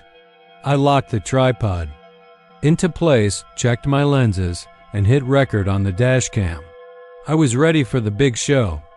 That's when I saw him. It was through the side mirror, first a shape far off, walking the road's shoulder. I didn't think much of it. Ranch hands wandered this way sometimes, or kids dared each other for a walk on these roads during storm warnings. But something about the way he moved made the hair rise at the base of my neck. Not hurried, not careless, just deliberate. Like he knew exactly where he was going and didn't care what lay between here and there. He drew closer, and I watched him over my camera lens. The wind picked up in sudden gusts, rattling the mesquite branches like bones. In a box, dust swirled. The barbed wire fence sang a high, eerie tune. I kept one eye on the cell building over the hills, the other on him. He didn't stop walking. At first, I thought I was just projecting. Sleep deprivation, caffeine, maybe that half a pill of Adderall I took to stay alert. But as he neared maybe 30 feet away, it clicked. He looked like me. No, not like me. He was me. Same leather jacket with the tear under the elbow. Same storm chaser ball cap with the faded logo. Same boots, scuffed at the same toes. Even the camera slung over his chest was identical. Strap frayed at the same seam. I stood behind my Chevy, heart thudding, trying to rationalize.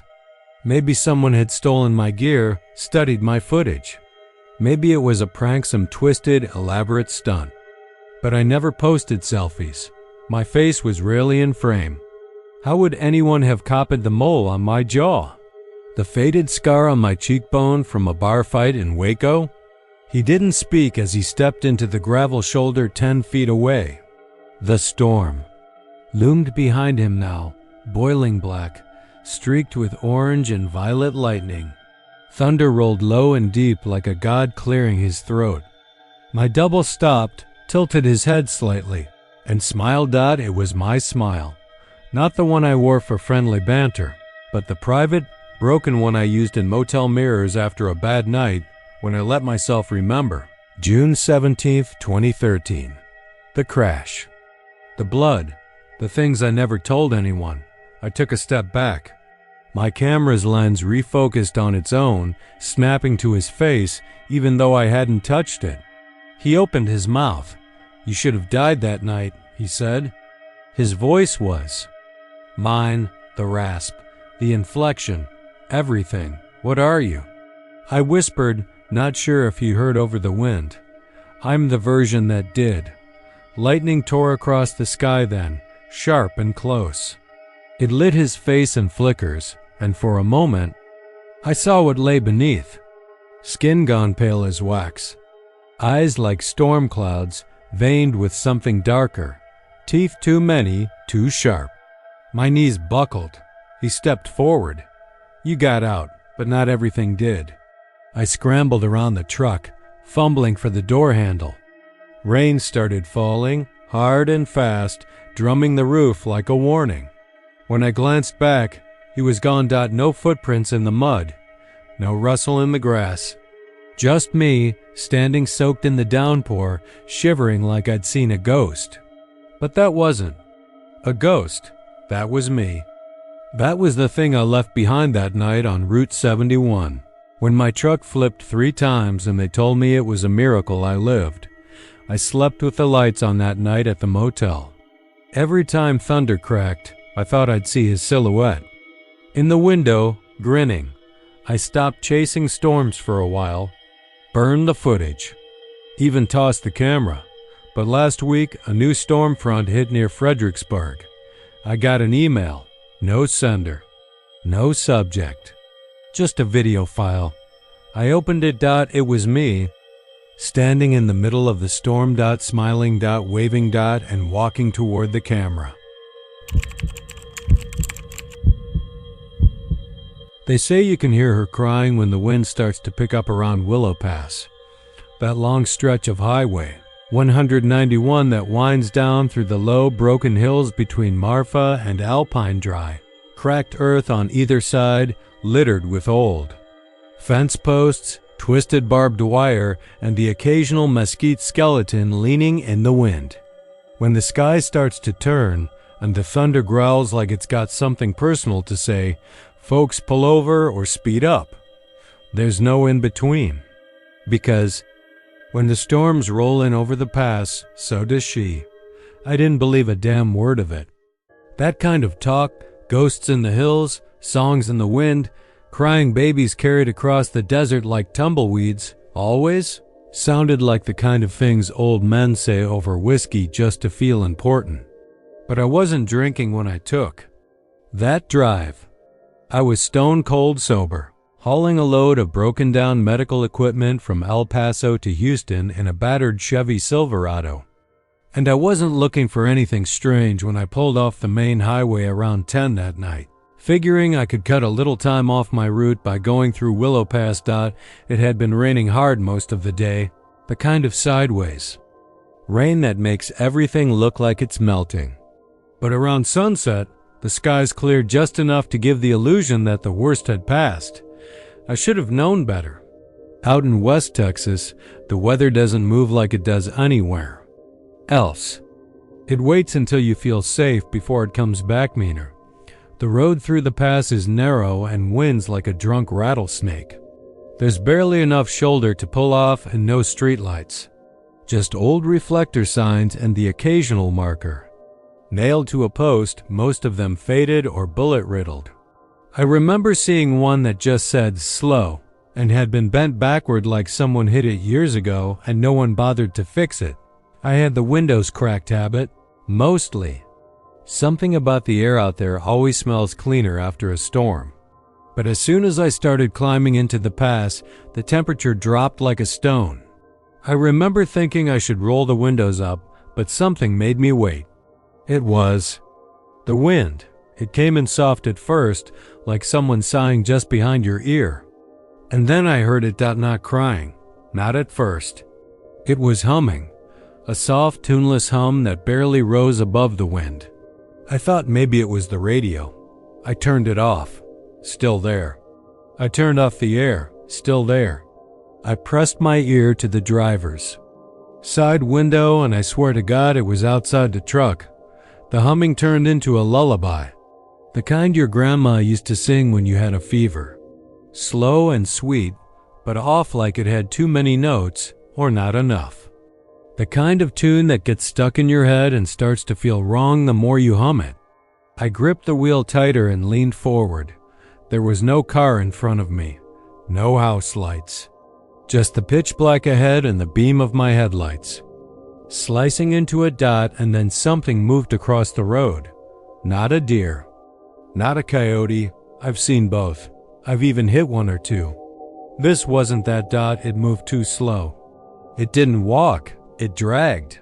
I tapped the brakes. My headlights caught it just enough, something low to the ground, crawling on all fours, but not like an animal. More like something pretending to be one. I didn't stop. I kept rolling, slower now, squinting through the wipers as rain started spitting again. Whatever it was, it vanished off the side of the road without a sound. But that lullaby kept going. Only now it was louder dot and it wasn't humming anymore. It was singing, words, clear as day. Hush now, little girl, don't you cry. I slammed the window shut, turned the air on full blast, blared the radio. But no matter what I did, it kept bleeding in like smoke under a locked door. That's when it happened. The windshield fogged up, not from inside, but from out. A wave of condensation spread across the glass like breath. I flicked the wipers. Useless. The water wasn't on the outside. It was like the glass itself was sweating. And behind that mist, something pressed against it. 5 long fingers. Small. But not a child's hand. The proportions were wrong. The fingers too long, the palm too narrow, the nails cracked and blackened. Then a face. No eyes. Just 2 hollow pits. The mouth twisted, open and crooked like it had been broken and healed wrong. It was mouthing the words to the lullaby. But the sound came from the wind. I swerved, nearly hit the guardrail, tires shrieking on the wet asphalt. When I looked back, the face was gone. The windshield clear, but the singing still there. I don't remember driving the rest of the pass. Somehow I got through. I came out the other side near a boarded-up gas station just before midnight and pulled in, shaking so bad I could barely keep my foot on the brake. I sat there in the cab with the engine ticking and the radio hissing dead air, trying to catch my breath. That's when I noticed the side mirror. Something was moving behind the truck. I thought maybe it was an animal, so I turned on the rear floodlights. Nothing. Got out, thinking maybe I'd imagined it. Took a flashlight from the glove box and started walking the perimeter. The ground was muddy, the air thick and humming like a hive, and then I heard it. A baby crying, faint, distant, carried on the wind. Like a whisper, I followed the sound, drawn by something I couldn't explain. Out past the pumps, down into the ditch behind the station. The mud pulled at my boots like it didn't want to let go. I stopped when I saw the well. It wasn't much, a rusted pipe sticking out of the ground with a broken pump handle. But the crying was coming from it. I leaned over. Hello? I called, my voice cracking. The crying stopped. Something answered. It wasn't a voice, not really. More like a sound between a whisper and a growl. I couldn't make out the words, but I knew what it wanted. It wanted me to listen, and I did. That lullaby started again, soft, slow, rising from the hole in the earth like steam. Hush now, little girl, don't you cry. The ground beneath me shifted, not a tremor, more like a pulse. Something moving under the mud, I stumbled back and ran. Didn't stop until I was in the truck with the doors locked, engine roaring. I peeled out of that lot and didn't stop until I hit the interstate. I've never taken Willow Pass again. I don't care how much time it saves. I asked around later. Locals told me the story.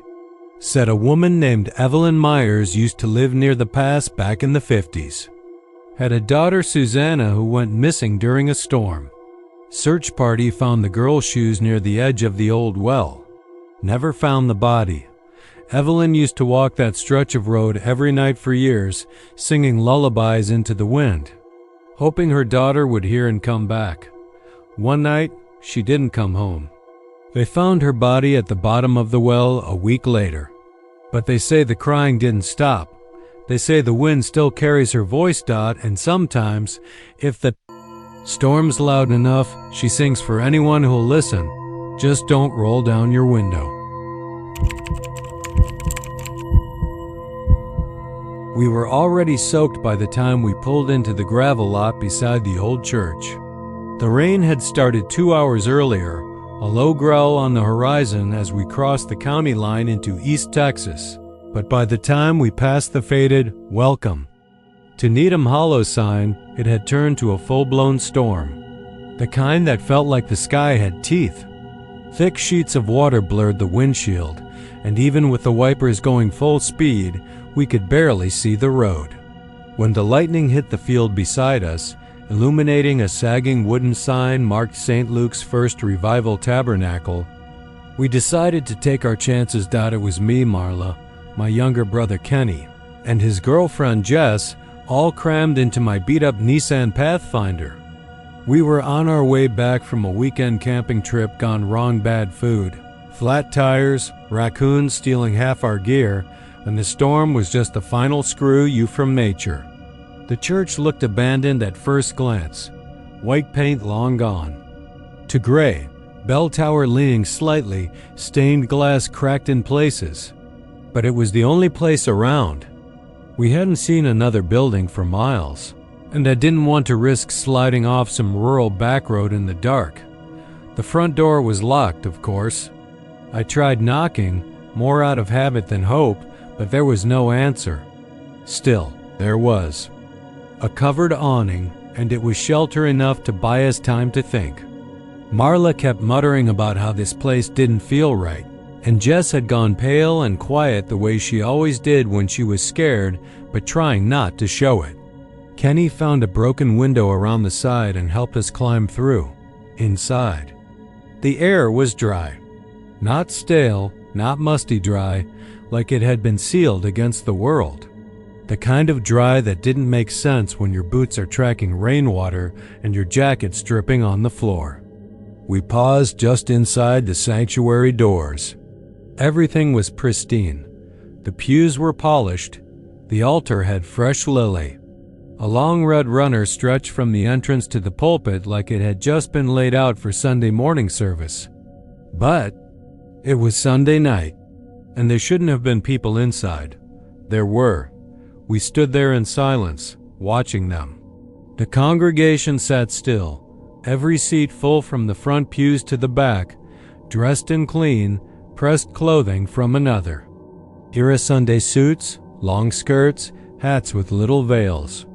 Not a single person turned to look at us. They all stared forward, eyes fixed on the pulpit where the preacher stood, arms outstretched as if mid-sermon. He didn't move. He didn't blink. He didn't breathe. We should have left then. I know. That now. But the silence tricked us. It wasn't empty. It was heavy. Thick. It muffled our breath and slowed our thoughts. We sat down in the last pew, soaking wet, unsure of what else to do. No one acknowledged us. Not a whisper. Not a glance. Kenny leaned close and whispered, "Maybe it's some kind of reenactment?" But even he didn't believe it. The preacher finally spoke. His voice didn't echo. It didn't carry. It just slid into our heads like oil. The door has opened again. The congregation stood in unison, not jerky, not robotic. Smooth, coordinated, unnatural. Their necks turned all at once, and for the first time, they looked at us. Their eyes were wrong. Too wide, too wet, like peeled grapes floating in glass. Marla gasped and grabbed my hand. Jess whispered no over and over like a broken record. Kenny stood, trying to step back, but his foot caught on the runner and he stumbled forward into the aisle. That's when the preacher moved, if you can call it movement. One frame to the next, no motion in between. First he was behind the pulpit, then he was in the aisle, then he was at the foot of the pew. His mouth opened too wide, and the sound that came out wasn't a voice. It was thunder. Not like a recording. Not a deep, rumbling sound effect. Real thunder, close and shattering, shaking the entire structure like it might come down on our heads. My ears rang. Marla screamed. Jess ran. The doors were gone. I don't mean they were closed. I mean they weren't there. Just smooth wood paneling where the entrance had been. The windows were bricked over now. Same with the one we'd climbed through. Jess beat her fists against them until her knuckles bled. The blood didn't drip. It soaked into the floor like the wood was drinking it. The congregation moved again, splitting down the middle and forming an aisle. They turned to face each other, and I realized they weren't looking at us anymore. They were watching the preacher. His arms were outstretched again. And now he was holding something. It was a book, not a Bible. The pages were black. The ink was red. Not printed, written, fresh. The ink still glistened. He opened it, and the congregation began to hum. Not a song, not music. It was more like insects vibrating in tune, bones rattling, teeth chattering in sync. Marla covered her ears and dropped to the floor, rocking back and forth. I tried to pull her up, but I couldn't feel her.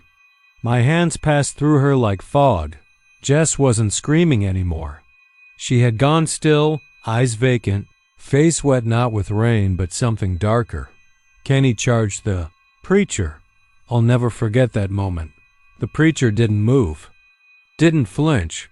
Kenny's fist hit the man's chest and sunk in. Like punching a pool of mud, the preacher ate his arm. That's the only way I can describe it. The flesh swallowed him, and then the rest of him followed, pulled in like a foxy like a sunplay. String on a loose thread. He didn't scream. Just disappeared. And the preacher smiled. I could see my brother's eyes in that smile. For a second, they stared out at me from behind the preacher's teeth. I grabbed Marla, still hollow, still fading, and dragged her toward the altar. The hum grew louder. The walls shook. The book opened wider, and a storm inside the church grew until wind screamed through the aisles and the roof cracked with lightning that wasn't there a moment ago. Jess rose without a word and walked to the preacher, arms out, palms up. Like she wanted to go. She stepped into his arms. He held her, then folded around her like smoke. I dragged Marla through the side door that led to what I thought was a choir room. It wasn't. It was a basement stairwell that spiraled down and down, far deeper than the foundation should allow. But the further down we went, the more I could breathe. The sound faded. The thunder died. The book closed. When I woke up, I was in my Pathfinder. Marla beside me, slumped and silent. The storm was gone. Sky pink with morning, road dry. Like nothing had happened, except there was mud on my floorboards. Red mud. And the Lille were still in the back seat, resting on my brother's jacket. I drove back to the church. It wasn't their just a patch of overgrown weeds and a few broken stones that might have been graves a long time ago. Nothing else. It's been 3 years. I still hear the hum sometimes, especially when it storms. Marla hasn't spoken since that night. Just rocks in her chair by the window. Eyes empty. Mine somewhere else. And every now and then, when the lightning flashes, I see a shape in the glass. A preacher with 2 wide eyes. holding a book that bleeds Dot, and behind him, rows and rows of faces. Some of them I recognize. The night the sirens sang, Blanco was already on edge. The sky had taken on that sickly green tint locals never trusted, and the wind carried the kind of humidity that stuck to your skin and made everything feel heavier, like the air itself was holding its breath. Folks in Blanco knew storms, real ones. Tornadoes that dropped without warning and ripped open the land like a can of peaches. But the sirens? The old metal towers? Everyone knew they didn't work. They hadn't in years. The county said parts were too expensive, and besides, there were phone alerts now. Nobody had heard those sirens wail since maybe '89, when the last big twister danced through the outskirts and chewed up a few barns.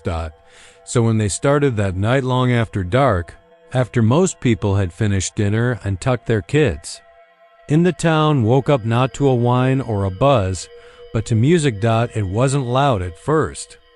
In fact, folks thought it was the wind, a rising hum, maybe a train passing on the distant tracks, or the low whimper of the breeze sneaking under the eaves. But then the pitch sharpened. It became distinct, melodic, like several voices metallic, high and eerie singing in unison. Not a tune anyone could hum along to, not even something you could tap your foot to. It was more like a lullaby stretched out across 100 yards of rusted steel and wired into the bones of the town. Calvin Madsen, who lived 3 blocks from the old siren tower by the fire station, was the first to call it in. He'd been dozing in front of the television when the sound crept in, worming its way between the cracks in the drywall. He thought at first it was the tinnitus again, but then his dog Scout started whining. Not barking, whining, like he was afraid. Wind picked up outside. Trees swayed hard enough to slap their limbs against the siding, and the lights flickered. Calvin stepped out on his porch and heard it clear. The sirens were definitely on, but not right. They weren't alerting. They were performing. He wasn't. Alone. People all over town stood on their porches or leaned out their bedroom windows, heads tilted, mouths slightly open. The storm clouds above roiled like black cream in a boiling pot, and lightning cracked behind them, illuminating the streets with fast strobe flashes. Every flash made it easier to see the way folks stood still, not moving, not blinking, as the sirens continued their twisted concert.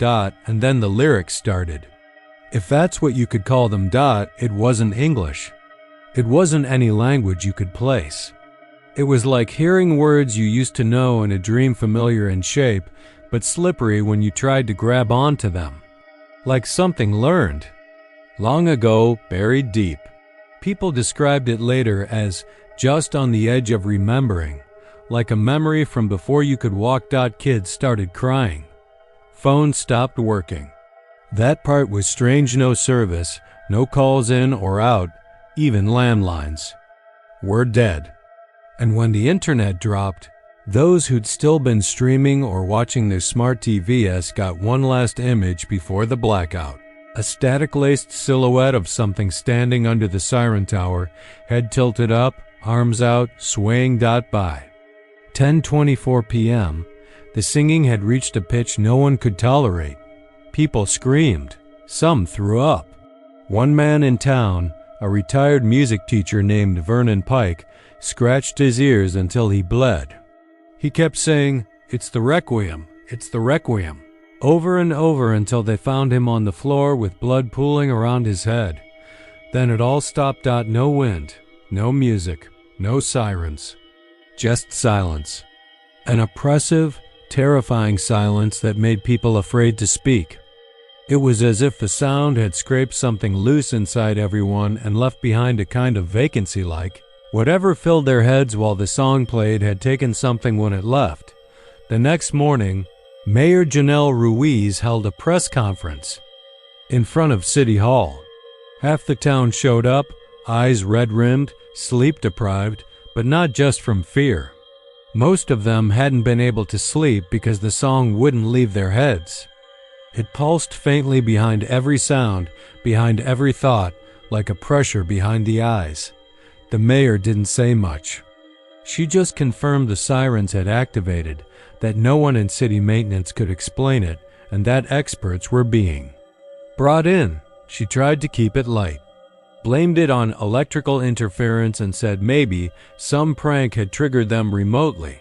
But that night, Vernon Pike disappeared from his hospital room. No sign of struggle, no security footage. Showing him leave, just gone. And the next day, his room was found cold. Not cold like the AC had been running. Cold like the middle of a meat locker. And on the wall, etched in deep, wavering gouges, were symbols no one recognized, but every single person who saw them said the same thing. I feel like I've seen that before, as a kid. In a dream, maybe Dot and the following weeks, 5 more residents. Vanished, no forced entry, no notes. All of them had reported hearing the melody again, faint, even after the sirens stopped. And then there was the boy. Jonah Clements, 7 years old.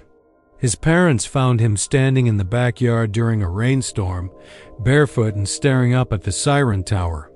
It wasn't sounding, not then. It was just there tall, rusted, unmoving. But Jonah was humming. When they called to him, he didn't respond. His mouth was open, but the humming wasn't coming from there. It was coming from his chest. Doctors ran scans. Nothing abnormal, but he hasn't spoken since.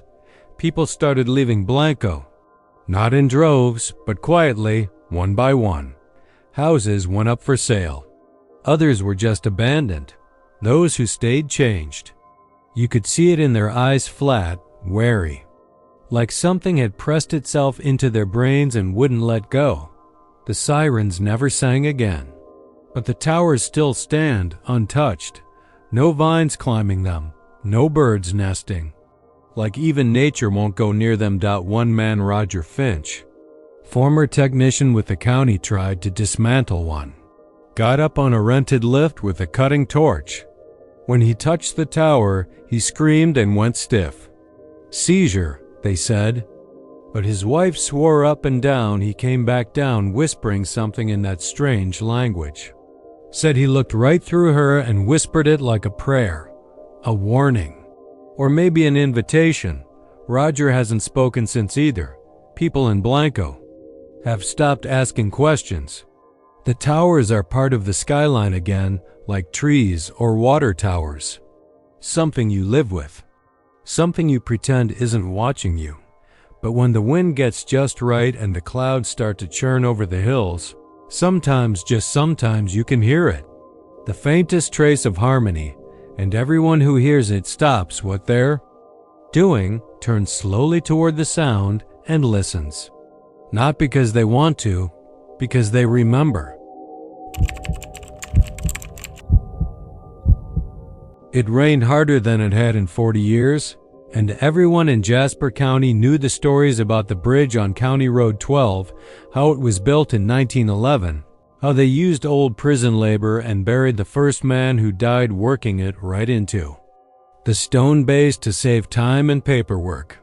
That kind of thing never made it into official histories, but the locals whispered it over cheap beer and gas station coffee. The old-timers warned kids not to mess around down by the riverbank, not after sundown, not when the water smelled sweet like rotting peaches, not when the wind sounded like it was breathing under the bridge. No one listened, of course. You grow. Up around something, you stop fearing it, even if it's been collecting things longer than you've been alive. That Tuesday in late March, the storm hit like it had been waiting its turn. Lightning opened the sky for hours and the wind shredded power lines like ribbon. The Blanco River swelled out of its channel before midnight, running thick and brown and full of all the trash people thought they'd buried in it over the years. There were broken fences, dead goats, even a blue Suburban someone said belonged to the Martinez boy who disappeared last summer. The bridge stood longer than anyone thought it would until it didn't. sometime around 3 in the morning. The middle section groaned like an old door hinge and vanished into the flood. They didn't find the bodies right away. For 2 days, the whole county was focused on power outages, washed out roads, missing dogs, and busted gas lines. But then someone called the sheriff about a smell out near the bend, just past the old cotton gin ruins. Sheriff McAllen brought 2 deputies and a county coroner who hadn't done field work in a decade. What they found was 3 corpses caught in the barbed wire fence that lined the water's edge, snagged like fish on hooks. Nobody recognized them, not by clothes, not by features, because none of the bodies had faces. The skin was smooth from forehead to chin, like someone had taken a hot iron and pressed flat every ridge, nose, brow, cheek, and lip. Where there should have been eyes and mouths, there was just pale skin, waterlogged and swollen. But one of them had the corners of its cheeks curled just slightly upward. A smile. That's what the coroner said later when he quit the job and drove out of Texas without telling anyone where he was going. He said it looked like it was smiling, even without a mouth. Like it knew something no one else did. They roped off the area. Media came. Rumors flew. Some thought it was drug cartel stuff, maybe mutilated before being dumped. But there weren't any signs of incisions, and no blood left in the bodies at all, not even under the nails or inside the tissue. No water in the lungs either, which meant they hadn't drowned. Sheriff McAllen stopped answering questions after that, and the deputies started keeping their distance from the river. One of them, Drew Haskins, was found in his backyard 4 nights later, standing naked in the rain, repeating something under his breath. They say it sounded like humming, but no one could place the tune. When they finally got him inside, he had to be strapped down. His eyes kept darting toward the window like he was waiting for something to peek in. They found dirt under his nails, fresh river silt in his ears. He hadn't been anywhere near the flood zone. The thing is, the river didn't go down like it should have. Normally, after a flood like that, the water recedes, leaves behind wet gravel and busted trees, maybe a tire or 2. But this time, it stayed high, real high. And cold. People started saying it didn't smell right, like fish and damp moss mixed with something else, something sharp and metallic, like blood or burnt wiring. Then came the knocking. That part's harder to explain. First, it was a woman named Lizanne Reynolds. She lived in a trailer out on Pritchard Lane, just 100 yards from where the bridge used to be. She called the sheriff's office at 1:46 a.m., said someone was knocking under her floor, not on her door under the floorboards. She said it was slow and polite, 3 taps every 30 seconds. Said it stopped the moment she stepped off the bed and resumed when she climbed back in. The call ended when she started screaming. By the time the deputy got there, she was gone. Trailer door still locked from the inside, no sign of struggle. But the floor? It was warped, bowed upward, like something had pushed from underneath. The next day, someone else went missing. Then another. By the end of the week, 5 people had vanished, all of them living near the river. Nobody heard gunshots, nobody heard screams. Just the sound of the water rising, even though the rain had stopped. Locals started talking about the thing the river took back with it. Some said it had always been there, waiting.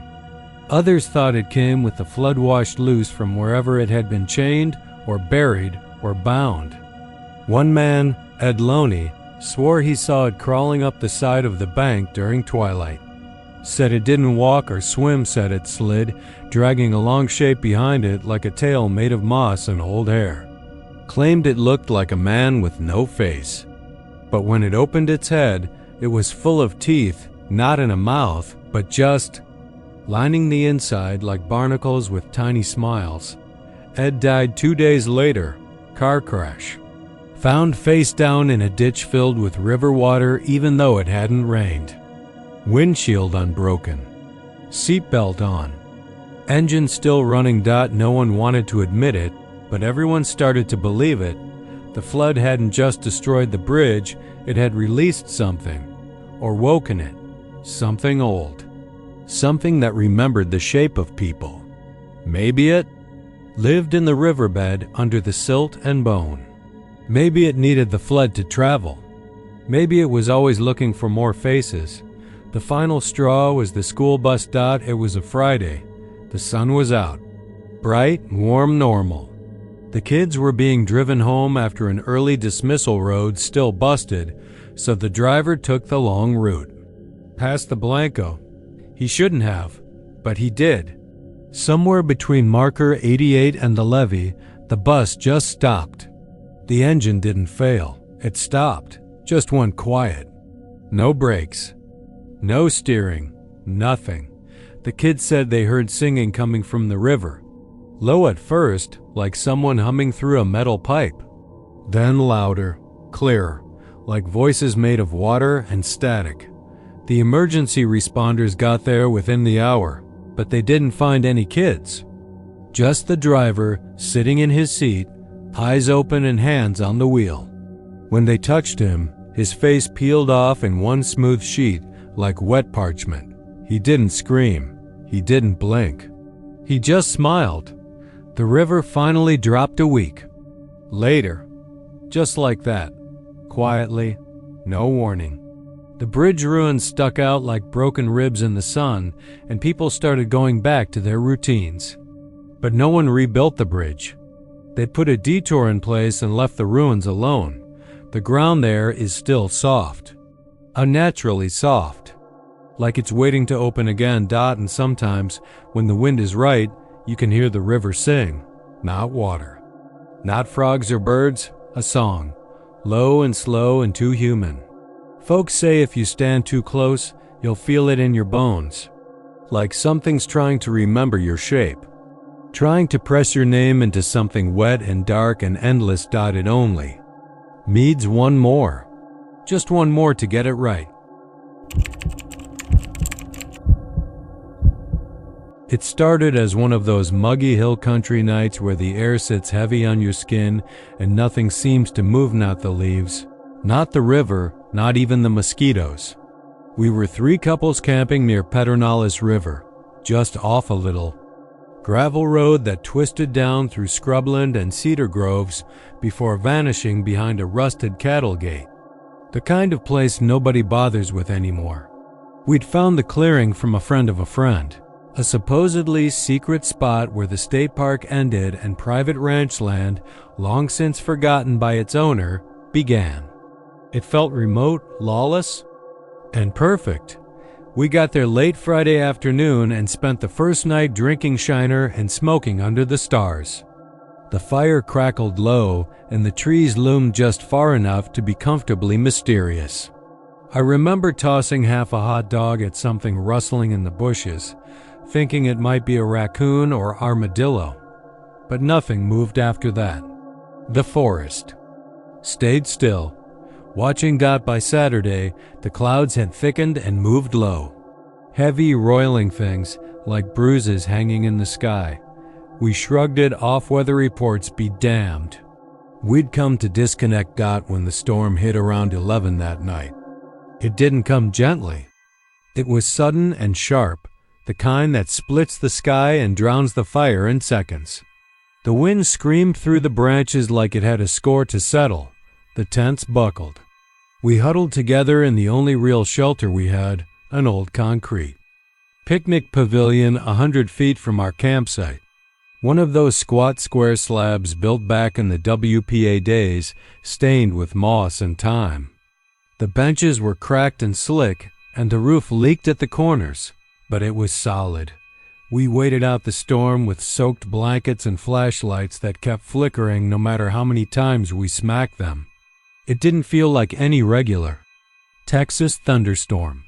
There was a smell in the air, metallic, sour, almost like ozone mixed with rot. And the thunder didn't just rumble, it throbbed. Like it was pulsing through the ground, beating under our feet. Then came the silence. It didn't fade in. It cut 1 second, wind and rain and thunder. The next, a vacuum. Even the insects stopped. No crickets, no frogs. Just the soft drip of water off the pavilion's edge. We stayed put until first light. Nobody slept. We told ourselves it was just a strong storm, nothing we hadn't seen before. But nobody said it with real conviction. It was Ellie who saw the footprints first. She was stretching near the tree line, wringing the water from her hair when she froze. "Hey," she called, "come look at this." They weren't human, too big. Each one was a few feet apart, as if whatever had made them had an enormous stride. The prints weren't round or clawed either. They looked like roots, like someone had pressed the thick, gnarled base of a tree into the wet ground, 5 thick points spreading from a central knot. And the strangest part? They weren't leading out of the woods. They were leading into them. From the river. That's when we noticed the trees. Several were missing. Where the night before there had been fixed cedar and live oak, now there were gaps. Big ones. Like empty chairs around a table. The forest wasn't as thick as it had been. I don't know how we missed it, but the absence hit hard once we saw it. You don't think about trees leaving. They're permanent, right? That's what makes this part of Texas so different from the flatlands trees that tangle together and shade the sky and make you feel like you're wrapped up in something old and rooted. But now there were holes. Spaces where something had once stood for decades. The soil was torn, dark and clumped like something ripped out of it, not cut or cleared. We followed the prints. Stupid, I know. Classic horror movie mistake. But we were hungover and scared and maybe curious in that morbid way people get when things don't make sense. The trail led into the woods, not deep, but far enough that you started to lose sight of the sky. That's when we found the first tree. It was lying on its side by a dry creek bed, as if it had collapsed mid-step. That's not a metaphor. Roots were caked in mud, and the trunk bent at a strange angle, like a knee. The bark had long, parallel gouges running down it deep enough to see the redwood beneath. Some of the branches were broken, but not truly. They looked like they'd been twisted. Ellie started crying quietly. Her boyfriend Nate tried to calm her, but even his voice was shaky. None of us had words. We turned back toward camp, but that's when we saw the second set of prints. These weren't leading from the river. These were coming back. A parallel trail. Same prints, same size, but fresher. The mud around them was still wet, untouched by insects or leaves. And then the noise started again. Not thunder, not wind. A groaning, dragging sound. Low and rhythmic like wood scraping against stone. Somewhere behind the trees. Somewhere moving closer. We ran. Not together, just in every direction. Panic doesn't organize itself. It tears people apart. I tripped twice, cutting my knees on jagged limestone, and when I got back to camp, only 3 of us were there. Nate, Ellie, and me. The other 3 gone. We yelled until our voices cracked, but nothing answered. The forest swallowed everything. By mid-morning, we tried to leave. Problem was, the road wasn't there. Not like it had been. The trail we'd driven down was a mess of overturned rocks and fallen limbs and trees. Trees that hadn't been there before. Trees that shouldn't be able to move, and the footprints? Gone, as if the ground had healed itself. We stayed another night, this time curled together in the back of Nate's pickup. We didn't sleep. Every hour, we heard it again, that dragging, groaning noise, always circling but never showing itself. Once, Ellie swore she saw something tall between the trees, a shape where the bark looked wrong, like it wasn't really bark at all, but skin that had grown into something else. By sunrise, the other 3 were back. Sort of. We found them standing by the river, barefoot, covered in mud. Their faces were blank.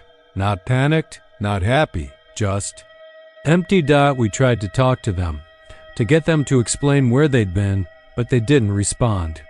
Just kept staring at the water dot. When we finally got back to cell signal and called for help, the sheriff came out, scratched his head, and said it wasn't the first time. "Storms stir up strange things out here," he muttered, almost to himself. He didn't take any notes, didn't seem surprised, and that patch of woods, it's fenced off now. State property, marked as unstable terrain. But I know better. Sometimes on the rare nights when the wind picks up just right and the river starts to rise, I swear I can still hear it. That groaning, dragging sound. Like something heavy walking on roots, looking for whatever it left behind. The trees moved once. They'll move again. The thunder cracked like a rifle in the sky, long and low, the kind that rolled across the hills like it was dragging something behind it. In rural Gillespie County, most folks knew better than to ignore storms in July. You could smell it coming: ozone and cedar bark, hot metal and churned up dust. By dusk, the clouds had already bloated to a sickly green, and everyone in our stretch of Dry Branch Hollow hunkered down except for old Luther Kemp, who sat in his leaning shack like always, a kerosene lantern burning in the window and that. Gam humming starting up again, like it did every time the rain came. We used to think the humming was his radio, or some old farm machine left running. But that was before the night the Walters barn was struck and burned to cinders, while Luther's sagging porch didn't even lose a shingle. Before the Bisbee twins drowned in a flash flood not 300 yards away from his dry stoop. Before folks started whispering he'd made some kind of deal. My mother said he was just lucky. Or cursed in some quiet way. She once muttered when she thought I wasn't listening. Our trailer sat just down the gravel ridge from Luther's place. We had a clear line of sight to his old shack through the mesquite and post oak, and when the lightning came, it lit him up like a photograph, just a silhouette on the porch, unmoving, surrounded by tall wet grass that somehow never bent or blew. That night, the storm moved strange. You could watch it on the radar app, swirling like a red-hot iron over everything around us, blowing east down Route 87, skipping across Althouse, then bouncing back across the valley like it didn't know where it wanted to land. Except our land, except Luther's. We lost power around 10. The wind snapped off a branch that hit the side of our trailer hard enough to rattle the kitchen sink. I was watching from the living room window, my breath fogging the glass, trying to see where the line between the storm and our place lay. It wasn't a line you could measure with a tape. It moved like it breathed, pulsing in and out like lungs under pressure. Past our mailbox, the rain came down like nails. Near the back fence, the trees swayed and cracked like they were being pulled by invisible chains, but our grass stayed still. Our porch light flickered once and came back on, even though the grid was out. Then I saw it, a shimmer low to the ground like heat waves above a road in August. But it was cold outside. I could feel it through the pane. The shimmer surrounded Luther's land in a half circle, glowing faint blue each time the lightning flashed, and from that shimmer came the hum. Not mechanical, not musical. Alive, somehow like a voice you couldn't quite make out, saying something slow and old. I must have stood at the window an hour, watching the shimmer pulse, the storm spit and scream everywhere else. I couldn't sleep. I went out to the porch against my better judgment and listened. I heard the hum clearer there, soft, steady, always the same 3-note rise and fall, like it was calling something or warding it off. And in the middle of it all, Luther just sat there, not moving, his eyes fixed somewhere above the horizon where no one else dared to look. Next morning, we found out the Grady house was gone. Gone like it had never been there. They lived 2 lots up the hill. Used to have wind chimes on the eaves and a satellite dish always aimed west. All that was left was a black square in the mud and a smoking coil of metal where their propane tank, Had been. No one found a body. Not of them. Not their dog. Nothing. By noon, County Rescue had already blocked the road and declared half the hollow a disaster zone. Everyone had damage. Floods, trees down, roofs gone. Except us. And Luther. My dad said, "It ain't natural," while checking our generator that hadn't run but still had fuel missing from the tank. He didn't want to talk about it. He didn't want me to talk about it either, but I couldn't let it go. I kept watching the place. That shimmer stuck in my head. The hum followed me into my dreams. A week later, when another front was rolling in, I walked up to Luther's. He didn't answer when I knocked. I didn't expect him to. I sat on the far corner of the porch, feeling the wood vibrate under me, listening to the hum growing stronger as the storm approached. He finally spoke after a long while, without turning his head. "It's not here for me," he said. "Then what is it?" I asked. "It's here for them." I asked who them was, but he never answered that. Just stared ahead, eyes milky and still. The air around his shack felt heavy, like walking into a cellar. Not cold, just dense, like it pressed against. Your thoughts. That night, the storm came harder. Stronger than the last. They said it was a once-in-a-decade front, spinning in from the Gulf, full of heat and fury. I stayed awake again, watching and then I saw them, shapes in the storm. Thin, tall figures standing just outside the shimmer, hunched against the wind but not moving. Rain lashed around them, but never touched them. They didn't walk, but they got closer, sliding somehow. I counted 6. Maybe more. Each time the lightning struck, they were closer to the shimmer line, heads tilted as if listening. The hum changed pitch. Just a little. It sharpened, grew brighter, almost painful in the ears. The shimmer pulsed like a heartbeat. The figures stopped. For hours they stood that way, me on my porch. Them on the edge. Luther still in his chair, his lantern still burning. Then, just before sunrise, they turned away. Walked into the storm and were gone. By morning, the Wexlers were dead. Found face down in their hallway with the windows sealed tight and not a drop of water inside. No trauma. No reason. More whispers. More prayers in town. The shimmer stayed. I started noticing the grass around his shack never grew. It was always clipped to the same length, like something grazed it evenly in the night. I noticed birds never flew over it. No squirrels on the trees. No deer tracks near the fence line. People started avoiding the road that passed his land. Mail. Carriers dropped letters at the edge of the hollow. Some families moved. Others tried to forget. But every storm, the shimmer came back, the hum returned, and I watched the shapes wait. Every time they got a little closer, I don't think Luther's protecting himself. I think he's the lock on a gate, and I think someday, when he dies or chooses to stop humming, that gate's gonna open, and the storm won't avoid our land anymore. It'll come straight in, carried by those tall, still shadows, and they'll be humming too because they've been listening all this time, and they know the song now. The storm had been crawling in from the west since dusk, dragging its swollen gut across the horizon like a slow beast, huffing and flashing in the distance.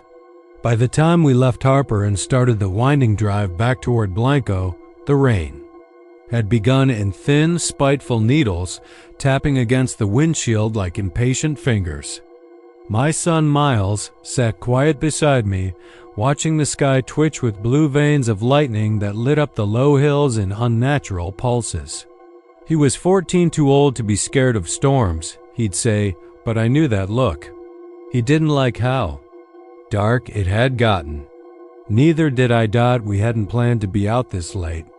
My brother's truck had stalled, and we stayed longer than we should have trying to help. But by the time I realized I'd better get Miles home, the storm had boxed us in. Every twist of the road seemed more unfamiliar than the last. Water blurred the windshield, and the wipers worked overtime to keep up, slapping side to side like frantic metronomes. There were no other cars, not one. Just me, Miles, and the road. The houses out this way were few and far between. Sometimes a mile would pass with nothing but cedar trees and fence posts leaning like tired sentinels. But now and then we'd pass an old ranch-style house set back from the road, or a weathered farmhouse hunched under a leaning porch. And in the glow of the lightning, I began to notice something. A shape, a figure. The first house, I didn't think much of it. I caught a flicker of movement through the passenger window, someone standing behind the glass. A girl. Just for a second. Pale face, dark hair slicked down against her cheeks, like she'd come in from the rain. She didn't move, just stood there, close to the window. I figured she was a kid, maybe home alone, watching the storm. But then we passed the next house, and she was there again, same face. Same wet hair. Staring at us, I slowed a little. The wipers kept beating, and thunder growled above the hills. I told myself it was a trick of the light, some neighbor girl who happened to look like the last one. But there weren't that many houses out here. And the third one, the one with the broken porch and the blue plastic tarp flapping on the roof, she was there too. In the front window. A little closer this time. Miles hadn't said a word, but he'd stopped watching the lightning. He was sitting stiff, his eyes locked on the side window. His voice was small when he finally spoke, double quotes, Dad, did you see her? I didn't answer. I didn't have to. The rain was heavier now. It smeared the world outside into a dim watercolor of fence posts, scrub grass, and low stone walls. The houses, maybe a dozen over 5 or 6 miles, came and went in flashes. And in every one, that same girl stood at the window. Sometimes she looked older, sometimes younger, but always her. Wet hair, bare shoulders, eyes locked on the truck. And then she began to wave. It wasn't friendly. It wasn't panicked. It was slow, purposeful. One hand raised and swaying back and forth like she was guiding us in. Like she'd been waiting. Miles leaned forward, trying to look through the windshield. Who is she? I didn't know. I didn't want to know, but I couldn't stop staring. Every new house brought the same vision. A girl, maybe 12, maybe 20, watching us, waving us in. Waiting behind a different pane of glass each time, but always the same eyes. As if they'd been watching for a long time and were getting tired of being ignored. We passed an old trailer with a rusted satellite dish hanging sideways from the roof. Her face was inches from the glass now. I could see the moisture on the inside, how it fogged the pane around her. She mouthed something. I don't know what it was. But Miles whispered. She said my name. I nearly swerved. I turned to him, but he wouldn't look at me. He just kept staring out the side window, clutching his seatbelt like a lifeline. I kept driving. There's a stretch of road that dips into a shallow ravine outside of Candalia. I remembered it from years ago. There used to be a single bridge. There, 1 lane, old wood. I hadn't thought of it in ages. But as we came around the bend, I realized the road signs were gone. There were no reflectors. No light posts. Just the outline of the bridge, barely visible in the sheeting rain, and someone standing in the road. I slammed on the brakes. The tires slid. The truck fishtailed slightly before coming to a hard stop just yards away. Miles hit the dash with his shoulder and cried out. I didn't care. I was staring at the figure. She was in the middle of the road, no longer behind the glass. Soaked through, her white dress clinging to her like second skin. Her hair was a matted curtain. Her hands were at her sides. Then she lifted one and waved just once. Miles whimpered. I felt it deep in my spine. That kind of sound only a child, Makes when the world stops making sense. I threw the truck in reverse, tires spinning as we backed up the hill. The girl didn't move, but as the truck crested the rise and the bridge disappeared behind us, I saw something move in the ditches to either side. Other figures. Not quite formed, but crawling, pale, emerging. We didn't stop again. I don't remember the next 20 minutes. Only that I didn't blink, didn't slow down, didn't speak. Miles was shaking next to me. The radio crackled once, even though it had been off, and a whisper slid through the static. I couldn't understand it. I didn't want to. When we finally hit the main highway, it felt like waking up from a long nightmare. Lights, a gas station, a diner, other cars. People. We pulled into a service station and sat there, engine idling, rain ticking on the roof. I looked at my son. He was pale, wet with sweat, eyes wide and vacant. I turned off the ignition. The sudden silence was deafening. Miles slowly looked at me and asked, why was she waiting for us? I didn't answer. I didn't have one. But I remembered something my mother had said once when I was little, about a girl who drowned in a house that burned during a flood. They found her at the window. Her body had never been recovered. Folks said she wandered after storms, knocking on doors, trying to get someone to stop, to let her in. But no one ever did. They just kept driving. And now she waits in every house, watching, waving, hoping someone will finally stop. But no. One should.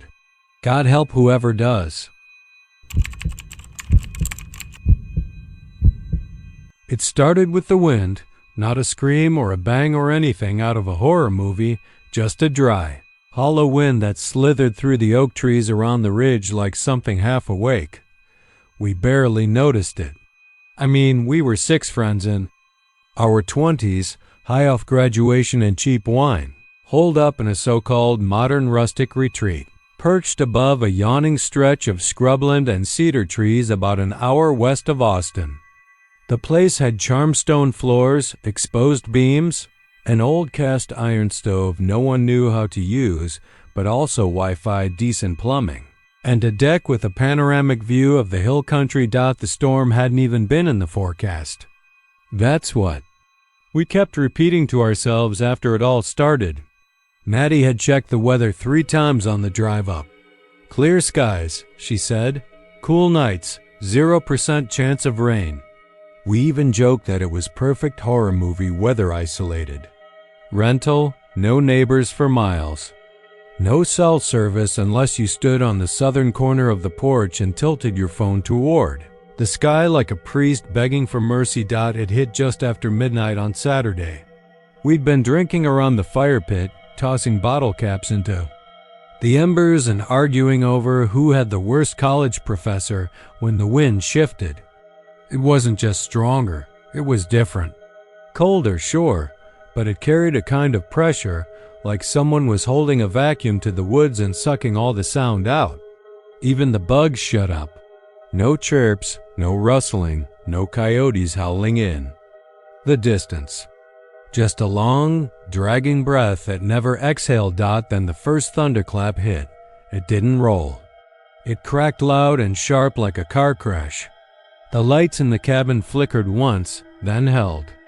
Maddie and Jordan ran inside to grab jackets, and that's when the door slammed shut behind them like it had been yanked. They didn't scream. Not at first. Just a long silence. Then Maddie's voice, high and tight. It won't open. We ran up, laughing nervously, expecting them to be messing with us, but when I grabbed the handle, it wouldn't budge. Not lock jammed. It felt like something was pulling it from the inside. The others started circling the house looking for another way in. I stayed with the door, banging and yelling until Jordan opened the front window beside me. His face was pale and slick with sweat, like he'd run 10 miles. There's something wrong, he said. All the walls, they're creaking. Like breathing. That's when the lights went out that I know how that sounds. Believe me. But there's no other way to say it. We weren't high. Just tipsy and a little too confident in our ability to navigate rural Texas. We weren't city kids either. We'd all grown up in smaller towns. So strange noises, broken things, and even the occasional thunderstorm didn't scare us. But what happened that night wasn't just a storm. When we finally forced the door open, it didn't feel like we were stepping into the same house. The air was thicker, like being underwater. The walls had gone quiet, but the smell was what stopped me in my tracks. Not mold or rot, this was something older, something wet and wrong. Like the inside of a grave. All our phones were dead, even the ones left on the charger. The router was fried. Every outlet had a faint scorch mark. The power box on the outside of the house looked fine, but no current. It was like the place had been drained. Rain hammered the roof, but when we tried to look outside, the windows were fogged from the outside. I wiped one clean and saw nothing. Literally nothing, just black. The kind of black that swallows shapes. I pressed my face to the glass and knocked. Somewhere in the darkness, something knocked back. At first, we thought it was an echo. Then it happened again. Not matching mine this time. 3 knocks, then 1, then 5, then silence. No one slept. We all crammed into the main living room, huddled on the couch and armchairs. The wind was howling now, rattling the panes like something furious was circling the cabin. Every so often, there'd be a thud from within. The walls like a fist or something larger, moving from room to room. It was about 3 a.m. when Jake lost it. He grabbed a fire poker and started shouting at the ceiling, swearing he saw something moving in the shadows. Said it was watching us. He kicked open the door to the master bedroom, and that's when Maddie screamed. There were handprints. Inside the closet, not on the walls, pressed into the drywall. Dozens of them, all child-sized but stretched, warped. Like the fingers were too long, the palms too narrow. As if someone had been trapped inside, pushing to get out. The drywall bowed inward, the way it would if something had punched it from within. We tried to leave. Of course we did. But when we stepped outside, the gravel driveway was gone. Not just flooded, gone. Grass, mud, trees, all in the wrong places, like the land had shifted under us while we slept. The road that led to the highway no longer existed. The cabin was now alone on a hill with no road, no signal, and no way down. We went back inside. What else could we do? The storm didn't stop. It just circled, hovering, keeping us boxed in. Around 5 in the morning, we heard something scraping the walls. Soft at first, then frantic. Long drags like claws. Not animal claws either. This was rhythmic, measured, intentional. Then came the whispering. We couldn't tell where it came from. The walls, the floor, the attic. It was like someone murmuring under their breath in another room. Except there were no words, just sounds that made your skin crawl. Maddie clutched her ears and cried. Jordan started muttering nonsense. Jake kept pacing and gripping the poker like it was a crucifix. And then the knocking started from inside. Again, not from the walls this time. From beneath the floor. I don't know how we lasted until morning. There was no sun, no bird calls, just a gray haze outside the windows, like the hill was trapped in its own little snow globe of dread. We tried breaking a window, but the glass wouldn't shatter. It bent like plastic, then slowly sealed back up. I don't remember falling asleep. None of us do. But when I woke, 2 of them were gone. Maddie and Jake. No signs of struggle, no prints, no blood. Just the fire poker left in the middle of the living room. Scorched black. The front door was open. We waited for hours. Calling out, walking the edge of the property. Nothing. The woods stayed silent. That heavy, pressure-sick silence. Around. Noon, Jordan started bleeding from the ears and collapsed. We wrapped him in blankets and tried to give him water, but his lips wouldn't part. He just stared at the ceiling, unmoving, until sunset. That's when we saw Maddie again. She was standing at the bottom of the hill, at the edge of the woods, naked, pale, hair dripping like she'd just come out of a lake. Her mouth was open, but no sound came out, and her eyes, they weren't right. Too wide, no whites. Just darkness rimmed in red. We didn't go to her. We couldn't. Something about her posture, the way her head tilted slightly to one side, it wasn't human. It was a puppet that hadn't finished learning how to move like one of us. And then she did something that froze the blood in my body. She raised one arm, pointed at the cabin, and smiled. Not a normal smile.